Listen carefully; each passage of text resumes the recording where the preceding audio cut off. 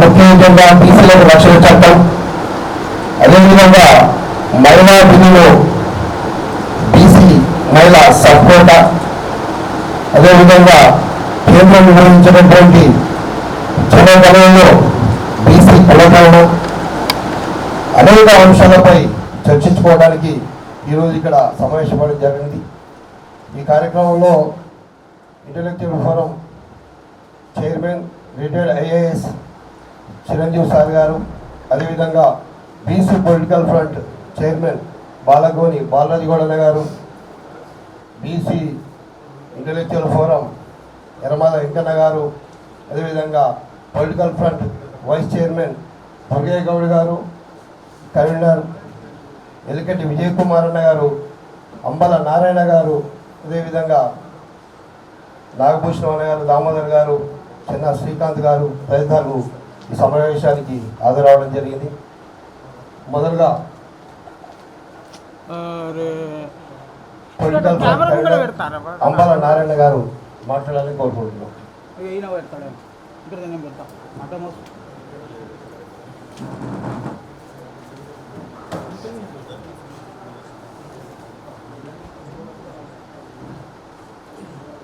బీసీల ప్రైవేట్ బిల్లుపై కాంగ్రెస్ పార్టీ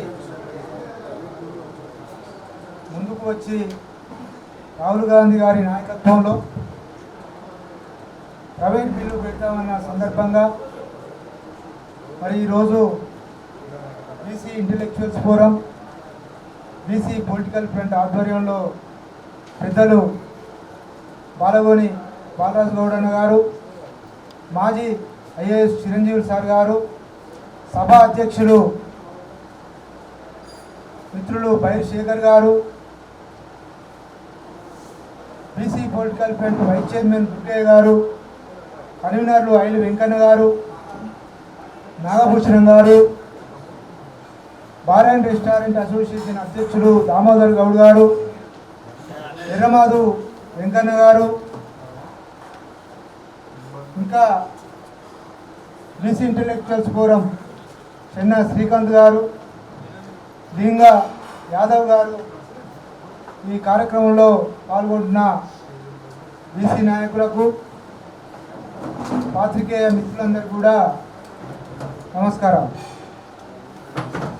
ఈరోజు ఈ రాష్ట్రంలో స్థానిక సంస్థల ఎన్నికల్లో బీసీలు కాంగ్రెస్ పార్టీ చేసిన మోసానికి వ్యతిరేకంగా 45% రిజర్వేషన్ ఇస్తామని చెప్పి కామారెడ్డి బీసీ డిక్లరేషన్లో పెద్ద ఎత్తున దాదాపు 2 సంవత్సరాలు ప్రచారం చేసుకొని కాలయాపన చేసి తీరా సమయానికి బీసీలను నట్టేట ముంచిన సందర్భాన్ని మర్చిపోలేదు. గతంలో ఉండే 22% బీసీ రిజర్వేషన్లను 17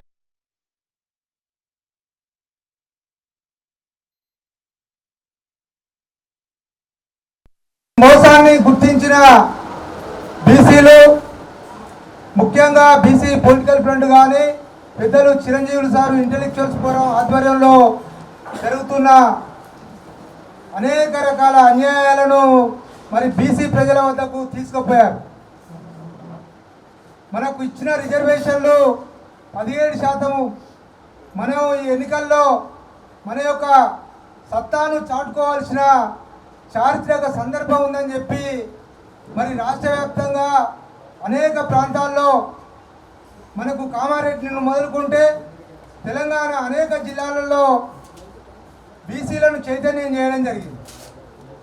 ఆ చైతన్యం యొక్క స్ఫూర్తితోటి మరి బీసీలు 17%కే పరిమితం కాకుండా స్థానిక సర్పంచ్ ఎన్నికల్లో కానీ మున్సిపల్ ఎన్నికల్లో కానీ దాదాపు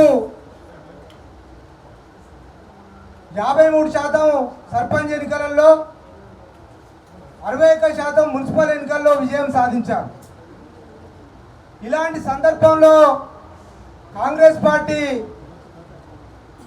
బీసీల యొక్క చైతన్యాన్ని గుర్తించి మరి ఎన్నికలకు ముందు రాహుల్ గాంధీ కానీ కాంగ్రెస్ పార్టీ ఖర్గే కానీ ప్రియాంక గాంధీ కానీ సోనియా గాంధీ కానీ రాష్ట్ర కాంగ్రెస్ పార్టీకి సంబంధించిన అనేక మంది ఎంపీలు ఎవరు కూడా పార్లమెంట్లో ఎప్పుడు కూడా ఈ 42% బిల్లులకు సంబంధించి చర్చ పెట్టలేదు. బీసీల యొక్క విజయాన్ని చూసి మరి వచ్చేటి పార్లమెంట్ ఎన్నికలు కానీ అసెంబ్లీ ఎన్నికలు కానీ జెడ్పీటీసీ ఎంపీటీసీ ఎన్నికలు ఉన్నాయి కాబట్టి మరి వీళ్ళ చైతన్యం పెరిగింది. మరి మనము ఎట్టి పరిస్థితుల్లో వీళ్ళని విస్మరిస్తే మనకు రానున్న రోజులలో పుట్టగతులు ఉన్నాయని చెప్పి మరి మొన్ననే వికారాబాద్లో జరిగిన కాంగ్రెస్ పార్టీ జిల్లా అధ్యక్షుల సమావేశంలో వి హనుమంతరావు గారితో మీరు ఎట్టి పరిస్థితుల్లో ఈ ప్రైవేట్ బిల్లు పార్లమెంట్లో పెడతామని చెప్పి మన రాహుల్ గాంధీ తోటి అనిపించడము, దానికి ఏకగ్రీవంగా తీర్మానం తెలపడం అనేది కేవలం బీసీలను మరొకసారి మోసం చేయడం అని చెప్పి ఈ వేదిక ద్వారా మేము తెలియజేస్తున్నాం. ఈరోజు వాస్తవంగా పార్లమెంట్లో ఒకవేళ చర్చ జరగాల్సి ఉంటే చట్టసభలలో బీసీలకు 56% రిజర్వేషన్లు కావాలని చెప్పి చర్చ జరగాల్సిన అవసరం ఉంటుంది. ఎందుకంటే బీసీల చట్టాలు కానీ వాళ్ళ యొక్క శాసనాలు కానీ పార్లమెంట్లో జరుగుతాయి కాబట్టి, అసెంబ్లీలో జరుగుతాయి కాబట్టి మరి ఎక్కడైనా రిజర్వేషన్లు మనకు జరగాలంటే పార్లమెంటులోనే బిల్లు మరి బీసీలకు సంబంధించి చట్టసభలలో రిజర్వేషన్లకు సంబంధించిన అంశం మీద చర్చ జరగాలి. ముఖ్యంగా ఈరోజు కేంద్ర ప్రభుత్వం కూడా మరి బీసీల మీద అనేక రకాల దాడులు దేశవ్యాప్తంగా జరుగుతున్నాయి. ముఖ్యంగా మొన్ననే కుమ్మర్లో మరి ఒక రజక చిన్న పాప మీద మరి హత్యాకాండ జరిగి రజక సంబంధించిన ఒక సామాజిక వర్గాన్ని గుడి నుండి బహిష్కరించి దాడులు చేసి మరి విపరీతంగా కొట్టడం జరిగింది. అదేవిధంగా తాళ్ళరాంపూర్లో కానీ ఉత్తర తెలంగాణలో కానీ బీసీల మీద విపరీతమైన దాడులు జరుగుతున్న సందర్భాన్ని దృష్టిలో పెట్టుకొని కేంద్ర ప్రభుత్వం వెంటనే జాతీయ బీసీ కమిషన్ను మరి ఇప్పటి వరకు దాదాపు 2 ఏళ్ళు దాటిపోతుంది కాబట్టి జాతీయ బీసీ కమిషన్ వెంటనే ఏర్పాటు చేయాల్సిన అవసరం ఉంటుందని చెప్పి ఈ సందర్భంగా తెలియజేస్తున్నాం.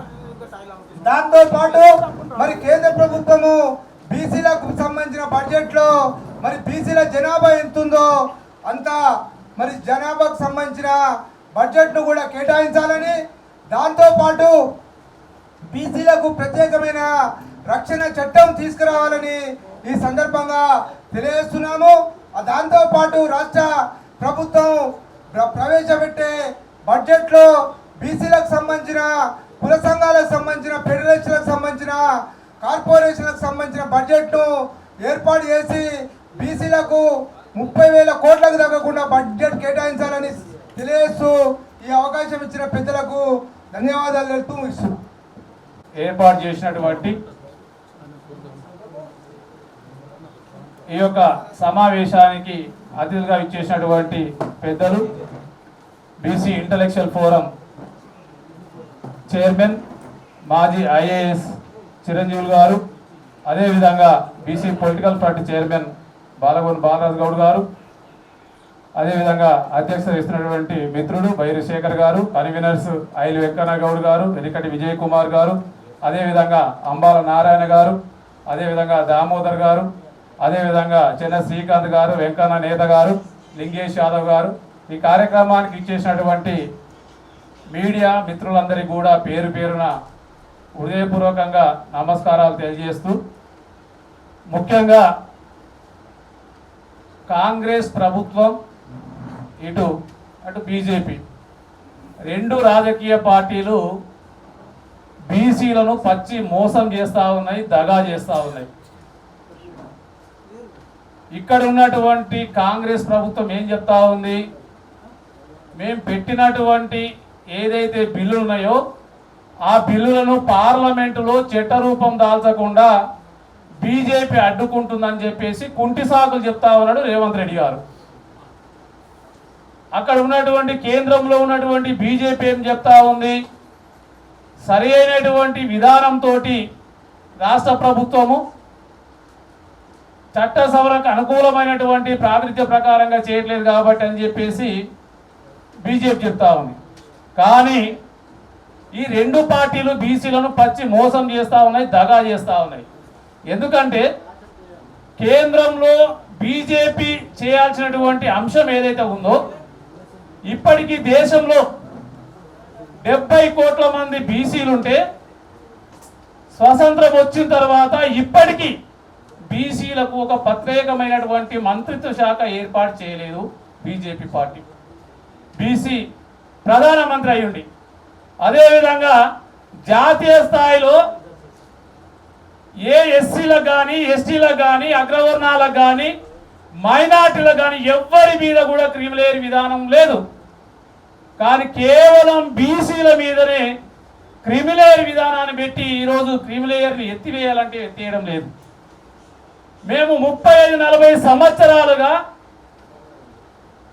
జనాభా దామాష ప్రకారంగా పార్లమెంటులో బీసీ బిల్లు పెట్టి జనాభా దామాష ప్రకారంగా చట్టసభలో రిజర్వేషన్ ఇవ్వమంటే మహిళా బిల్లు పెట్టారు. ఆ మహిళా బిల్లులో బీసీల యొక్క సపోర్ట్ ఎంతో తేల్చమంటే ఇప్పటికీ తేల్చలేదు.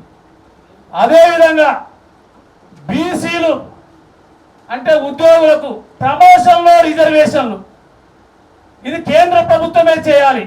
మరి ఇది ఎవరు అడ్డుకుంటున్నారు? ఎందుకు బీజేపీ ప్రభుత్వం చేయట్లేదు? ఈరోజు ఎస్సీ ఎస్టీలకు ఏ విధంగా చట్టపరమైనటువంటి కమిషన్ ఉందో, బీసీలకు కూడా చట్టపరమైనటువంటి రాజ్యాంగబద్ధమైనటువంటి బీసీ కమిషన్ ఏర్పాటు చేసినట్టే చేసి కేవలం 2 సంవత్సరాలే నామమాత్రంగా నిర్వహించి ఇప్పుడు దాని మీద స్పష్టత లేదు. కేంద్రంలో బీసీలకు సరైనటువంటి బడ్జెట్ లేదు. ఇది కేంద్ర ప్రభుత్వం చేయాలి. ఎందుకు చేయట్లేదు? బీసీల ఏదో జాతీయ స్థాయిలో జనగణన అన్నారు. జనగణన లోపల 3706 కులాలు ఉంటే ఈ రోజు వరకు కూడా బీసీల కులాల పరంగా మేము గుణిస్తామని చెప్పేసి ఎక్కడ కూడా జాతీయ స్థాయిలో బీసీలకు కాలం పెట్టలేదు. కాబట్టి బీజేపీ మోసం చేస్తూ ఉంది. ఇక్కడ రేవంత్ రెడ్డి గారు ఏం చెప్తా ఉన్నారు? తను చేయాల్సినటువంటి పరిధి ఈ రాష్ట్ర ముఖ్యమంత్రితో పాటు ఈ రోజు ఆయన ఒక మంత్రి అంటే విద్యాశాఖ మంత్రి ఉన్నాడు. నేను ఒకటే అంశం చెప్తాను, మిగతా అంశాలు మా వాళ్ళు చెప్తారు. ఈ విద్యాశాఖ మంత్రి ఉన్నటువంటి రేవంత్ రెడ్డి గారు బీసీ సంక్షేమ శాఖ మంత్రి ఉన్నటువంటి పొన్నం ప్రభాకర్ గౌడ్ గారికి విజ్ఞప్తి చేస్తా ఉన్నా, 2.5 సంవత్సరాలు అయింది మీరు అధికారంలోకి వచ్చి. ఈ రోజు బీసీ విద్యార్థులకు సంబంధించినటువంటి ఫీజు రియంబర్స్మెంట్ 10,000 కోట్ల రూపాయల బడ్జెట్ బకాయి ఉంది ఈ రోజు. మరి మీరు 10,000 కోట్ల రూపాయల బడ్జెట్ ఇస్తా అంటే బీజేపీ అడ్డుకుంటారా, బీఆర్ఎస్ అడ్డుకుంటారా, కమ్యూనిస్ట్ అడ్డుకుంటారా? మరి ఏ పార్టీ అడ్డుకోదు కదా. మీ చేతిలో ఉన్నటువంటి ఏదైతే బీసీ విద్యార్థులకు సంబంధించినటువంటి ఫీజు రియంబర్స్మెంట్ ను ఈ రోజు వరకు 1 రూపాయి కూడా ఎందుకు చెల్లించడం లేదు? ఎందుకు పొన్నం ప్రభాకర్ గౌడ్ గారు అడగడం లేదు? ఈ రోజు డిప్యూటీ సీఎం ఫైనాన్స్ మినిస్టర్ ఉన్నటువంటి ఈ రోజు బట్టి విక్రమార్క గారు ఈ రోజు రాష్ట్రంలో ఉన్నటువంటి బీసీ విద్యార్థులు చదువులు మానుకొని ఈ రోజు ఇంజనీరింగ్ లో బీటెక్ కంప్లీట్ అయినటువంటి వాళ్ళు, పీజీ కంప్లీట్ అయినటువంటి వాళ్ళు, ఎంబీబీఎస్ కంప్లీట్ అయిన వాళ్ళు, డిగ్రీ, ఈ విధంగా ప్రతి ఒక్కరు 2.5 సంవత్సరాలు కాంగ్రెస్ ప్రభుత్వంలో, బీఆర్ఎస్ ప్రభుత్వంలో 2 సంవత్సరాలు, 4 సంవత్సరాలుగా ఈ విద్యార్థుల యొక్క ఫీజు రియంబర్స్మెంట్ ఇవ్వకపోవడం చేత ఈ రోజు విద్యార్థులందరూ కూడా ఈ రోజు చదువులకు దూరమైనటువంటి పరిస్థితి. అంటే ఒక పక్క విద్యార్థులను చదువుకోనియకుండా ఈ రోజు గురుకుల పాఠశాలలో ఏం చెప్పాడు రాష్ట్ర ముఖ్యమంత్రి? నా కుటుంబంలో ఉన్నటువంటి మా చిన్నపిల్లలు, నా మనవడు మనవరాలు, మా పిల్లలు తినేటటువంటి భోజనం ఈ రోజు గురుకుల పాఠశాలలో సంక్షేమ హాస్టల్లో పెడతామని చెప్పారు. మరి ఈ రోజు ఈ రాష్ట్ర ప్రభుత్వంలో ఉన్నటువంటి మంత్రులకు విజ్ఞప్తి చేస్తా ఉన్నా, ముఖ్యమంత్రి విజ్ఞప్తి చేస్తా ఉన్నా, మీ యొక్క పిల్లలతోటి కేవలం ఒక 2 రోజులు ఈ సంక్షేమ హాస్టల్ లోపల, గురుకుల హాస్టల్ లోపల మీరు నిద్రపోయి అక్కడ భోజనం చేయండి, చూద్దాం. మీ రోజు చెప్పినటువంటి ఈ రోజు ఎన్నో గురుకుల పాఠశాలలో ప్రతి జిల్లా లోపల ఈ కొన్ని రోజు విద్యార్థులు పోషకాహారం లేక ఈ రోజు పురుగుల అన్నము, రాళ్ళ అన్నము, నీళ్ళ చాలు లాంటి అన్నం తినేసి ఈ రోజు ఇబ్బంది పడతా ఉన్నారు. మరి అది చేస్తంటే ముఖ్యమంత్రి గారు ఎవరు అడ్డుకుంటా ఉన్నారు? ఈ రోజు బడ్జెట్ లేదని చెప్తా ఉన్నావు, బీసీ విద్యార్థులకు బడ్జెట్ లేదంటావు, కానీ ఈ రోజు మూసీ ప్రక్షాళన కోసం తాతాలాడుతా ఉన్నావు, రేపు ప్రజెంటేషన్ ఇవ్వబోతా ఉన్నావు. మరి మూసీ ప్రక్షాళన కోసం ఏమో 2 లక్షల కోట్ల బడ్జెట్ వస్తుందా? ఇక్కడ బీసీ విద్యార్థుల కోసం కేవలం 10,000 కోట్ల రూపాయల బడ్జెట్ ఇవ్వమంటే ఇవ్వరు. ఈ రోజు మెట్రో కారిడార్ అంటావు, ఫ్యూచర్ సిటీ అంటావు, ఈ రోజు రకరకాల ప్రాజెక్టులకు, ఈ రోజు నేషనల్ హైవేలకు ఈ రోజు ఎన్నో కాంట్రాక్ట్లు ఇవ్వడానికి ఏమో మీకు బడ్జెట్ ఉంటుంది. కానీ పేద మధ్య తరగతి విద్యార్థులు మేము చదువుకుంటామని చెప్తే ఈ రోజు వరకు కూడా 1 రూపాయి కూడా చేశారు. మీరు బడ్జెట్ ఇస్తారని చెప్పేసి ఈ రోజు మహాత్మా జ్యోతిరావు పూలే ఓవర్సీస్ స్కాలర్షిప్ ద్వారా విదేశాలకు విద్యార్థులు వెళ్ళారు. 2.5 సంవత్సరాలు అయింది. ఇప్పటి వరకు దాదాపు 1,500 మంది విద్యార్థులకు సంబంధించినటువంటి ఫైల్స్ ముఖ్యమంత్రి టేబుల్ మీద ఉన్నాయి. 6 నెలలు అవుతుంది. పోయిన అసెంబ్లీలో చెప్పింది సీతక్క, అదేవిధంగా మాజీ మంత్రి గంగుల కమలాకర్ గారు అసెంబ్లీలో ప్రశ్నిస్తే ఆ రోజు చెప్పాను, ముందు రోజే నేను ఆల్రెడీ బిల్లు ఇచ్చిన అని చెప్పి సీతక్కతో చెప్పించారు. ఈ రోజు వరకు కూడా 6 నెలలు అవుతుంది. 1 రూపాయి కూడా మహాత్మా జ్యోతిరావు పూలే ఓవర్సీస్ స్కాలర్షిప్ ఇవ్వలేదు. కానీ ఈ రాష్ట్ర మంత్రి గారికి అది పట్టిందా పడతలేదా, అసలు నిద్ర ఎట్లొస్తుందో కూడా నాకు అర్థమైతలేదు. ఇంత బీసీ విద్యార్థులకి ఇంత అన్యాయం జరుగుతూ ఉంటే ఈ రోజు ఒక్క రోజు కూడా మంత్రి గారు సమీక్షించారు.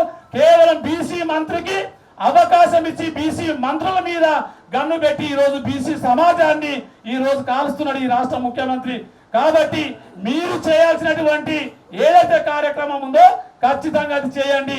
మీ చేతిలో ఉన్నది చేయండి. ఇక కేంద్ర ప్రభుత్వం ఎట్లా చేయదో మేము ఢిల్లీ పార్లమెంట్ సమావేశాలు జరుగుతున్నాయి, అక్కడ పోయి తేల్చుకుంటాం. కాబట్టి మీరు చేయాల్సినటువంటి ముఖ్యమంత్రిగా మీరు చేయండి. ఈ రోజు బీసీ మంత్రులు చేయాలని చెప్పేసి ఈ సందర్భంగా అవకాశం ఇచ్చినటువంటి మిత్రులందరికీ పేరు పేరున ధన్యవాదాలు చేస్తూ నమస్తే, జై హింద్, జై బీసీ. కులగణన జరిగిన వెంటనే దాన్ని 9th షెడ్యూల్లో పెట్టాలని ఆ యొక్క బిల్లుల్ని రాష్ట్రపతి దగ్గరకు పంపిన తర్వాత మళ్ళీ కొత్త డ్రామాలకు తెరలేసి జీవోలు జారీ చేయడం జరిగింది. ఆనాడు జీవోలతోటి రిజర్వేషన్లు అమలు కావు, చట్టపరమైనటువంటి రిజర్వేషన్లు కావాలని బీసీ ఇంటలెక్చువల్ ఫోరం ఖరాఖండిగా చెప్పింది. అదే తరహాలో మళ్ళీ మరొక కొత్త డ్రామాకు తెరదీసింది కాంగ్రెస్ పార్టీ. ఇవాళ 5 దశాబ్దాలుగా ఏ ప్రైవేట్ బిల్లు కూడా పార్లమెంటులో ఆమోదం పొందని సంఘటనలు మనం చూడొచ్చు. ఇవాళ ప్రైవేట్ బిల్లులు ఆమోదం పొందవు, మళ్ళీ మేమేదో బిల్లు పెట్టినాం, దానికి వాళ్ళు సపోర్ట్ చేయలే వీళ్ళు సపోర్ట్ చేయలే అని చెప్పి చేతులు దులుపుకునే కార్యక్రమాన్ని భుజానికి ఎత్తుకుంది కాంగ్రెస్ పార్టీ. దీని మీద మొన్ననే రిటైర్డ్ ఐఏఎస్ అధికారి, బీసీ ఇంటలెక్చువల్ ఫోరం చైర్మన్ ఈ బీసీ ఉద్యమానికి దిక్సూచిగా ఉంటూ ఎప్పటికప్పుడు కూడా ఈ బీసీ సమాజాన్ని అప్రమత్తం చేస్తూ ఒక మేధావిగా మొన్న 8వ తారీఖు నమస్తే తెలంగాణ పేపర్లో మొన్నటి ఆదివారం నాటి పత్రికలో ఒక ఆర్టికల్ రాయడం జరిగింది. ప్రైవేట్ బిల్లుతో బీసీ రిజర్వేషన్లు సాధ్యమా అని. ఆ యొక్క ఆర్టికల్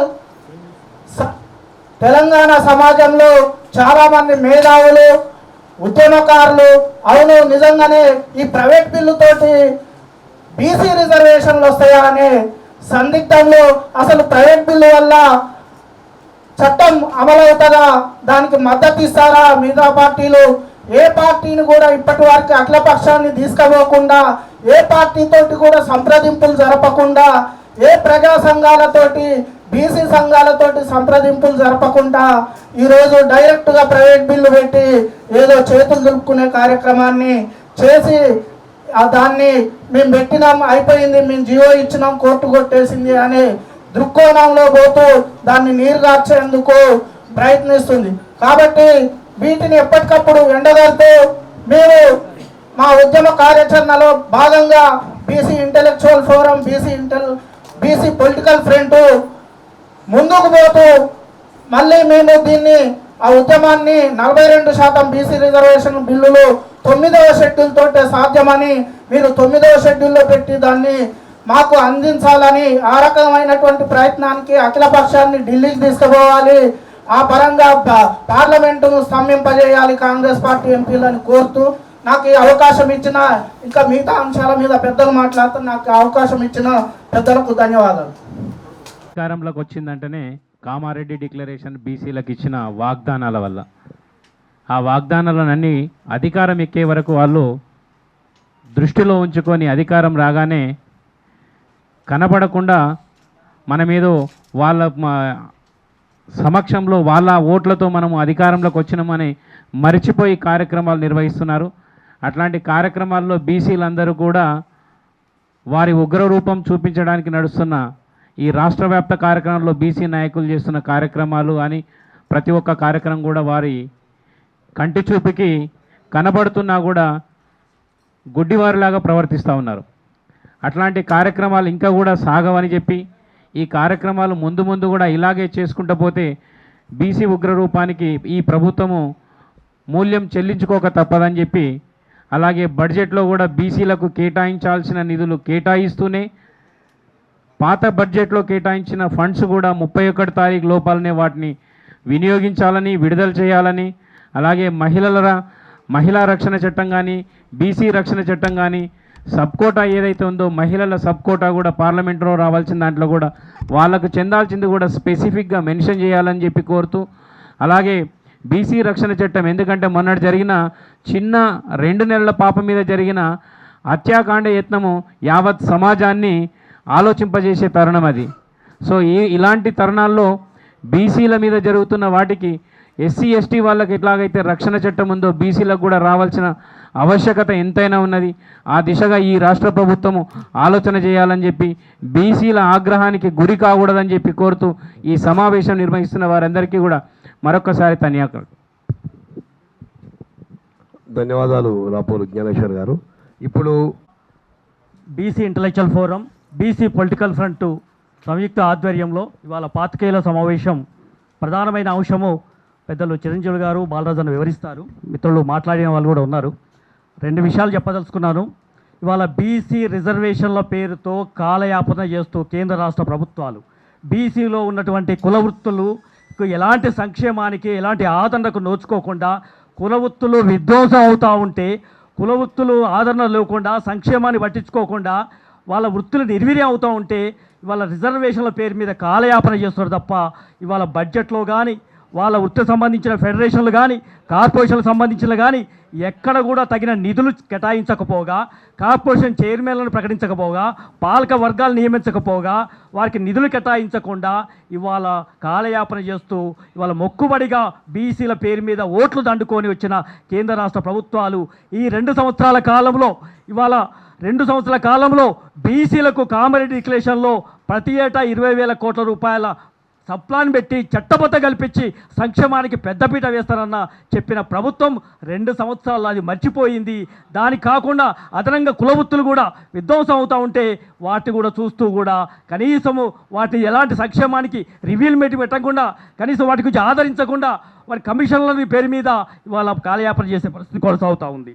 ప్రధానంగా నష్టపరిహారం కూడా దోబిఘాట్లు రజకులు వాళ్ళ దోబిఘాట్లు వెలువలబోతూ ఉంటే కరెంటు సమస్య కానీ నీటి సమస్య తీర్చకుండా రజకులను ఇవాళ రోజుపాలన చేసే పరిస్థితి ఉంది. నాయ బ్రాహ్మణుల సెలూన్లకి కరెంటు బిల్లులు కట్టకుండా 2 సంవత్సరాల కాలంలో గతంలో పెండింగ్లో ఉన్నాయి, మాకు సంబంధం లేదు అని చెప్పి వీళ్ళు ఈ ప్రభుత్వంలో 2 సంవత్సరాల కాలంలో కూడా నాయ బ్రాహ్మణులకు సెలూన్లకు కరెంటు బిల్లులు కట్టకపోతే షాపులు మూసేసుకొని రోడ్డు మీద పడే పరిస్థితి ఉంది. ఇవాళ గీతకారుల పరిస్థితి చూస్తే చెట్టు మీద పడి చనిపోయిన కుటుంబాలకి నష్టపరిహారం చెల్లించమని చెప్పేసి 20 కోట్ల బడ్జెట్ పెండింగ్లో ఉంది అని చెప్పి పోరాటాలు చేస్తుంటే కూడా పట్టించుకోకుండా ఇవాళ చనిపోయిన కుటుంబాలు రోడ్డు మీద పడుతూ ఉంటే కూడా ఆదరించకుండా శవరాజకీయాలు చేస్తున్న పరిస్థితి ఈ రాష్ట్ర ప్రభుత్వం కనపడతా ఉంది. మేము అదే అడుగుతూ ఉన్నాం. చేతి వృత్తులు, చేనే వృత్తులు, సేవా కులాలు ఈ వృత్తుల వారిగా వాళ్ళకి సంక్షేమాన్ని పట్టించుకోకపోతే ఆ కులంలో చాకలి కులానికి, మంగళ కులానికి, గౌళ్ళకి, యాదవులకి, ముద్రాలకి కులాల వృత్తులు ఏవైతే ఉన్నాయో ఇవాళ ప్రభుత్వం చెప్పాల్సిన అవసరం ఉంది. ఇవాళ ప్రాతినిధ్యం వహిస్తున్న పద్మశాలి కులానికి సంబంధించిన కొండ సురేఖమ్మ గారు, మీరు మంత్రిగా పద్మశాలి కోటాలో ఉన్న బీసీ కోటాగా నాకు అన్యాయం జరిగిందని మాట్లాడి మీరు అదే పద్మశాలి కుటుంబం రోడ్డు మీద పడతా ఉంటే వాళ్ళకి సంబంధించిన బడ్జెట్ ఆ సామాజిక వర్గానికి ప్రభుత్వంతో కొట్లాడి ఎందుకు సాధించట్లేదు? అది వాకటి శ్రీహరి గారు కావచ్చు, పొన్నం ప్రభాకర్ కావచ్చు, మీరు బీసీ ప్రజాప్రతినిధిగా ఉన్న వాళ్ళు బీసీలకు నష్టం జరుగుతూ ఉంటే చూస్తూ ఈ సామాజిక వర్గానికి ప్రాతినిధ్యం వహిస్తూ ప్రభుత్వంలో ఏ విధంగా పాల్పంచుకొని వాళ్ళ పళ్ళకి ఎందుకు మోస్తున్నారు? ఈ నిజంగా బీసీలుగా చెప్పుకోబడుతున్న వాళ్ళు బీసీలకు సంబంధించి న్యాయం చేసినప్పుడే మీ అర్హత ఉంటుందని చెప్పేసి మేము ఈ సందర్భంగా హెచ్చరిస్తూ ఉన్నాం. బీసీ కులాలకు గత ప్రభుత్వంలో ఇచ్చిన ఆత్మగౌరవ భవనాలు ఏవచ్చినాయో ఇవాళ ఒక్కటి కూడా భూమి పూజ చేసింది లేదు, భవనాలు కట్టింది లేదు, ఎక్కడ కూడా భవనాలకు సంబంధించిన నిర్మాణాలు చేసింది లేదు. గత ప్రభుత్వం 136 కులాలకు సంబంధించి 2 ఎకరాల నుంచి 5 ఎకరాల వరకు ఇదే మన చిరంజీవి సారు ఆ రోజు ఆ భూమి భవనాలకు సంబంధించిన కేటాయింపులో కీలక పాత్రగా ఉండి కేటాయించిన దాంట్లో చొరవ తీసుకొని ప్రభుత్వానికి సరి అయిన డైరెక్షన్ ఇవ్వడం వల్ల ఆ ప్రభుత్వం ఇచ్చిన దాన్ని ఈ ప్రభుత్వం భవనాలు చేయకుండా రియల్ ఎస్టేట్ పేరు మీద ప్రభుత్వం అమ్ముకోవడానికి సిద్ధంగా అవుతుందనేది మాకు వచ్చిన సమాచారం. తక్షణమే ఏ కులానికి కేటాయించిన భూమి అవుతుందో ఖచ్చితంగా నిర్మాణాలు కేటాయించాల్సిన అవసరం ఉంది. 2 సంవత్సరాల్లో మీరు ఇచ్చిన బడ్జెట్ ఎక్కడ? మా సార్ చెప్పాడు 1080 కోట్ల రూపాయలు గత సంవత్సరం, ఈసారి అంతకు మించి మీరు కేటాయించింది 8000 కోట్లు, ఖర్చు పెట్టింది మాత్రం 1000 కోట్లకు మించింది లేదని చెప్పేసి కేటాయింపుల్లో బడ్జెట్లో వాటా వచ్చేంత వరకు ఇలా రాష్ట్ర ప్రభుత్వం కేటాయించకపోతే బీసీ కులవృత్తులు బీసీ ప్రజలు తిరుగుబాటు చేస్తారు. రేపు అవసరం కూడా చలో అసెంబ్లీ కూడా ప్రకటిస్తారని చెప్పేసి మీ ద్వారా ఇవాళ ప్రభుత్వానికి హెచ్చరిస్తా ఉన్నాం. ధన్యవాదాలు విజయన్న. ఈ విధంగా BC political front and intellectual forum కూడా మేము కూడా అక్కడికి వెళ్ళి ధర్నాలు చేయడం ఉద్యమించడం జరిగింది. ప్రధానంగా బీసీల యొక్క సమస్యలు వచ్చినప్పుడు బీసీల పట్ల పోరాటాలు జరుగుతున్న ప్రతి క్రమంలో ఈ రాష్ట్రంలో ప్రతి సమస్యని అడ్రస్ చేస్తూ ఆ ప్రతి సమస్య మీద పోరాటం బీసీ ఇంటెలెక్చువల్ ఫోరం కానీ బీసీ పొలిటికల్ ఫ్రంట్ కానీ అదేవిధంగా బీసీలో ఉన్నటువంటి మిగతా సంఘాలు కూడా ఉద్యమిస్తూ ఉన్నాయి. కానీ మేమేదో చేస్తున్నట్టుగా కొందరు కలరింగ్ ఇచ్చుకునే కటింగ్ ఇచ్చుకునే పని చేస్తూ ఉన్నారు. ఇది సమాజాన్ని బీసీలని 60% ఉన్న బీసీలను తప్పుదో పట్టించేటటువంటి ప్రమాదం ఉంది. కాబట్టిగా బీసీలే ఉద్యమించుకుంటారు, బీసీల యొక్క సమస్యలు బీసీలే పరిష్కరించుకుంటారు. ఎందుకంటే ఈ సమాజంలో దళిత ఉద్యమాల కానించి జల్ జంగల్ ఉద్యమాల కానించి అదేవిధంగా సాయుధ రైతాంగ పోరాట ఉద్యమాల కానించి అదేవిధంగా నక్సల్ బరి ఉద్యమాల కానించి తొలితరం తెలంగాణ ఉద్యమం మలిదేశ తెలంగాణ ఉద్యమం వరకు కూడా ఈ తెలంగాణ సాధించుకునే వరకు ముందు వరుసలో నిలబడి పోరాటం చేసింది, ప్రాణ త్యాగాలు చేసింది బీసీలు. కాబట్టిగా బీసీల యొక్క ఉద్యమ ఉధృతిని ప్రవాహాన్ని ఇంకా ముందుకు తీసుకెళ్తామని ఇంటెలెక్చువల్ ఫోరం చిరంజీవి సార్ గారి ఆధ్వర్యంలో మా పొలిటికల్ ఫ్రంట్ చైర్మన్ బాలరాజగౌడ గారి ఆధ్వర్యంలో ముందుకు తీసుకెళ్తామని తెలియజేస్తూ ఇప్పుడు మన కర్ణాటి మనోహర్ గారు మాట్లాడాలని కోరుకుంటున్నాం. గత 2 సంవత్సరాల నుంచి బీసీల కోసం, బీసీల వాటాల కోసం, బీసీల బాగోగుల కోసం, బీసీలను చట్ట సభలలో పంపించడం కోసం ముఖ్యంగా మీరిద్దరూ 24/7 సేవలు అందిస్తున్నారు. మరి ఇప్పుడు చాలామంది మాట్లాడినారు. మరియు ఇప్పుడు అక్కడ పార్లమెంటు నడుస్తుంది, ఇక్కడ అసెంబ్లీ నడుస్తుంది. కాబట్టి అసెంబ్లీలో బిల్ పాస్ చేసి గతంలోనే పంపించినామని ఈయన అంటున్నాడు, మరి అక్కడ రాలేదని వాళ్ళు అంటున్నారు. మరి ఇప్పుడు ఇద్దరు నడమ మేము లాస్ అవుతున్నామని మేము అంటున్నాం. మరి మీరు మీ యొక్క రాహుల్ గాంధీ గారి నోటితోని ఇక్కడ కామారెడ్డి డిక్లరేషన్లో 42% అని మాకేమైందా మీరు చెప్పి కూడా 2 సంవత్సరాలు అవుతుంది. మరి ఇప్పుడు మేము అందరం కూడా మేల్కొన్నాం, అర్థమైందా? నిన్నటి వరకు ఒక లెక్క, నేటి నుంచి ఒక లెక్క, రేపటి నుంచి ఒక లెక్క.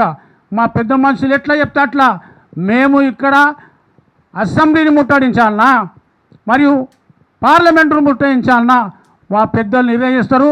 వారి నిర్ణయానికి మేమందరం కూడా కట్టుబడి మేమంతా మీరంతా ఈ జగమంతా ఈ జనమంతా మా బీసీ అంతా మా నేత అంతా మా చేనేత అంతా ఒక్కటై ఏరువై ఉప్పొంగే నదిలా కొనల సాగాలని కోరుకుంటూ కర్ణాటి మనోహర్ మహేశ్వరం. Thank you మహేశ్వరన్న.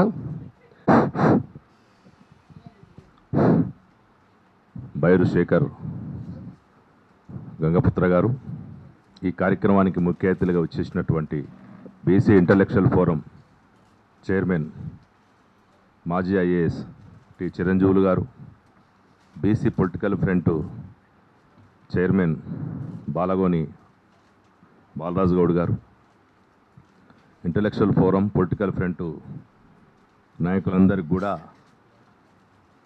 ఈ కార్యక్రమాన్ని కవర్ చేయడానికి print and electronic YouTube channels వారందరికీ కూడా పేరు పేరు నమస్కారాలు. వాస్తవానికి ఈ సమావేశం చాలా కీలకమైంది. ఒక పక్క 16 నుండి అసెంబ్లీ జరగబోతూ ఉన్నాయి. మొన్న 9 నుండి పార్లమెంటు సమావేశాలు ప్రారంభమైనాయి. ఈ సందర్భంలోనే ఒక పక్క తెలంగాణలో వేడిగా రకరకాల ఉద్యమాలు, కృత్రిమ ఉద్యమాలు జరుగుతున్న క్రమం లోపల ఒక స్టాండ్ ఖచ్చితంగా ప్రకటించాల్సిన అవసరం ఉంది ఈ 2 సమావేశాలకు సంబంధించిన దాని మీద అని ఈరోజు మొత్తం తెలంగాణలో ఉన్న బీసీ సమాజానికి ఒక వాయిస్ ఇవ్వాలని చెప్పేసి బీసీ పొలిటికల్ ఫ్రంట్ ఇంటలెక్చువల్ ఫోరంగా నిర్ణయించుకోవడం జరిగింది. ఎందుకోసం అంటే ప్రధానంగా బీసీలకి అంశాలను తలా ఒక అంశం మాట్లాడడం జరిగింది. బీసీలకు రక్షణ చట్టంకి సంబంధించింది నేను మాట్లాడతా. చూస్తూ ఉన్నాం మొత్తం కూడా ఈ సందర్భంలో బీసీ ఉద్యమం ఉవ్వెత్తున లేస్తున్న క్రమంలోనే బీసీలపై అణచివేతలు కూడా ప్రారంభం జరుగుతూ ఉన్నాయి. తెలంగాణ వ్యాప్తంగా బీసీలకి రావాల్సిన హక్కులు సంగతి దేవుడెరుగు కానీ మొత్తం ఉన్న హక్కుల్ని అస్తిత్వం మీదనే, బీసీల అస్తిత్వం మీదనే దెబ్బతీసేటువంటి కుట్ర చేస్తూ ఉన్నారు. అక్కడ నాగార్జున సాగర్, యాదగిరి యాదవ్ కాంచి మొదలు పెడితే కుమ్మెర ఘటనకు సంబంధించినటువంటి ఒక రజక బిడ్డ గణేష్ పైన జరిగినటువంటి దాడులకు సంబంధించిన పరంపర చూస్తూ ఉన్నాం. పక్కన ఆంధ్రప్రదేశ్లో ఒక ముసాయిదా, బీసీ రక్షణ చట్టానికి సంబంధించిన ముసాయిదా తయారవుతూ ఉంటే ఇక్కడ దున్నపోతు మీద వాన కురిసినట్టుగా రేవంత్ రెడ్డి కానీ కాంగ్రెస్ పార్టీ సర్కారుకు కనీసం బీసీలకి రక్షణ చట్టం పక్కన పెట్టి కానీ బీసీలని భక్షించేటువంటి పని మాత్రం చేస్తారు. ఎక్కడికక్కడ ఈ రాష్ట్రంలో శాంతిభద్రతలు ఉన్నాయా? ఈ రాష్ట్రంలో ప్రజాస్వామ్యం ఉందా? రాజ్యాంగం అమలు జరుగుతుందా? లేకపోతే రెడ్డి రాజ్యాంగం అమలు జరుగుతుందా? ఎవరికి అర్థం కాని పరిస్థితి ఉంది. ప్రజాస్వామ్యం అంటే మొత్తం కూడా బీసీలకు రక్షణ జరగాలి, ఎస్సీలకు రక్షణ జరగాలి, అదేవిధంగా దళిత బహుజనులందరూ కూడా ఒక శాంతి సౌభాగ్యాలతోటి ఈ ప్రజాపాలనలో ఉంటారని చెప్పేసి అనుకున్నాం. కానీ ఇది ప్రజాపాలన కాదు, ఇది ఒక రెడ్డి పాలనలాగా, ఇది అగ్రకుల దోపిడీ పాలనలాగా జరుగుతూ ఉంది తప్ప ప్రజల్ని రక్షించేటువంటి పాలన లేదు. రకరకాల సంఘటన జరుగుతూ ఉన్నాం. అదేవిధంగా చూసాం తాళ్ళరాంపూర్లో మొత్తం గౌడ సమాజాన్ని వెలివేశారు. అక్కడ యూడిఎస్ అదే విలేజ్ డెవలప్మెంట్ ఆ పేర్లతోటి రకరకాల పేర్లతోటి ఏ ఉద్దేశంతో నడుస్తున్నా ప్రధానంగా బీసీలపై టార్గెట్ చేస్తూ అక్కడ ఇబ్బందులు పెడతా ఉన్నారు. ఒక పక్క నల్గొండ జిల్లాలో కోమటిరెడ్డి వెంకటరెడ్డి ఆగడాలకి అంతు లేకుండా పోయింది. అంతకుముందు చెరుకు సుధాకర్ పైన విపరీతంగా చంపేస్తా అని చెప్పేసి ఆయన అగ్రకుల దురహంకారాన్ని ప్రదర్శిస్తే మొన్న చూసాం యాదగిరి యాదవ్ని కూడా విపరీతంగా చిత్రహింసలు పెట్టడం జరిగింది. నిన్న చూసాం రెడ్లది కుమ్మెర గ్రామంలో ఒక రజక కుటుంబాన్ని ఎంత చిత్రహింసలు పెట్టి 2 నెలల పాపని కాళ్ళతో తొక్కి చంపినటువంటి సంఘటన ఇప్పటికి అరెస్ట్ చేయలేదు, ఇప్పటికి అరెస్ట్ కాలేదు. ఎవడో తూతు మంత్రంగా 3 అరెస్ట్ చేసి ఇప్పటికి ఇంత పెద్ద ఎత్తున ఉద్యమం జరుగుతున్నా మేము అంటా ఉన్నాం రేవంత్ రెడ్డి ప్రధానికి ఇంత పీకినా అంత పీకినా అంత పోటు కానీ ఇంత పోటు కానీ నల్లమల్ల బిడ్డ ఆ బిడ్డ ఈ బిడ్డ, నల్లమల్లలో పులిబిడ్డ కాదు నువ్వు పిల్లి బిడ్డ వచ్చినట్టుంది రాష్ట్రాన్ని వెళ్ళడానికి. ఏం జరుగుతూ ఉంది నీ జిల్లాలో? నీకున్నటువంటి 10-15 కిలోమీటర్ దూరంలో జరిగితే ఇప్పటికి అరెస్ట్ చేయకపోవడం, రెడ్లని నీ చుట్టాలని ఈ ఇంట్లో పెట్టుకున్నటువంటి వార్తలు వస్తూ ఉన్నాయి. ఎక్కడ దొరుకుతలేదట పోలీసు వాళ్ళకి. ఇంత నరమేధం కొనసాగుతూ ఉంటే, ఇంతపై బీసీల మీద ఉక్కుపాదం కొనసాగుతూ ఉంటే అందుకే అంటా ఉన్నాం మనం, మాకు రక్షణ లేకపోతే బీసీలు ఇక్కడ రాష్ట్రంలో బతికేటువంటి పరిస్థితి లేదు. ఈ అగ్రకులాల పేరుతో రెడ్ల ఆగడాలు పెరిగిపోయినాయి. మొత్తం ఎక్కడ చూడు మాది రెడ్డి రాజ్యం వచ్చినట్టుగా ఫీల్ అవుతా ఉన్నారు కొంతమంది రెడ్లు. ఈరోజు బీసీలు 90% బీసీ ఎస్టీ మైనార్టీలంతగా 90% ఉంటే 10% రెడ్లు, ఎలమలు, కమ్మలు, అదేవిధంగా కోమట్లు, మార్వాడీలతో మొత్తం వరంగల్లో జేసీలు పెట్టుకొని బీసీలు ఎట్లా దోసుకోవాలి, ఎస్సీలను ఎట్లా దోసుకోవాలని చెప్పేసి వాళ్ళు ఒక సమావేశం పెట్టుకొని జేసీలు పెట్టుకుంటా ఉన్నారు. అక్రమంగా 10% ఇక్కడ ఈడబ్ల్యూసీ అమలు జరుగుతూ ఉన్నా సరే వాళ్ళకి సంతృప్తి లేదు, ఆత్మసంతృప్తి. ఇంకా దోసుకోవాలి. గుండు పిను నుంచి ఛానళ్ళ వరకు, చిన్న పత్రికల నుంచి పెద్ద పత్రికల వరకు, ఈరోజు హెలికాప్టర్ తయారు చేసే కంపెనీల కాంచి పెద్ద ఇండస్ట్రీలు, వైన్ షాప్ డీలర్లు, డిస్ట్రిబ్యూటర్సు, ఏ చూసినా అన్నిట్లల్లో ఈ కులాలే మొత్తం కబ్జా చేసి పెట్టుకొని కోట్ల రూపాయలు దండుకొని రాజకీయంలో పెట్టుబడి పెట్టి దోసుకుంటా ఉంటే సరిపోవట్లేదు.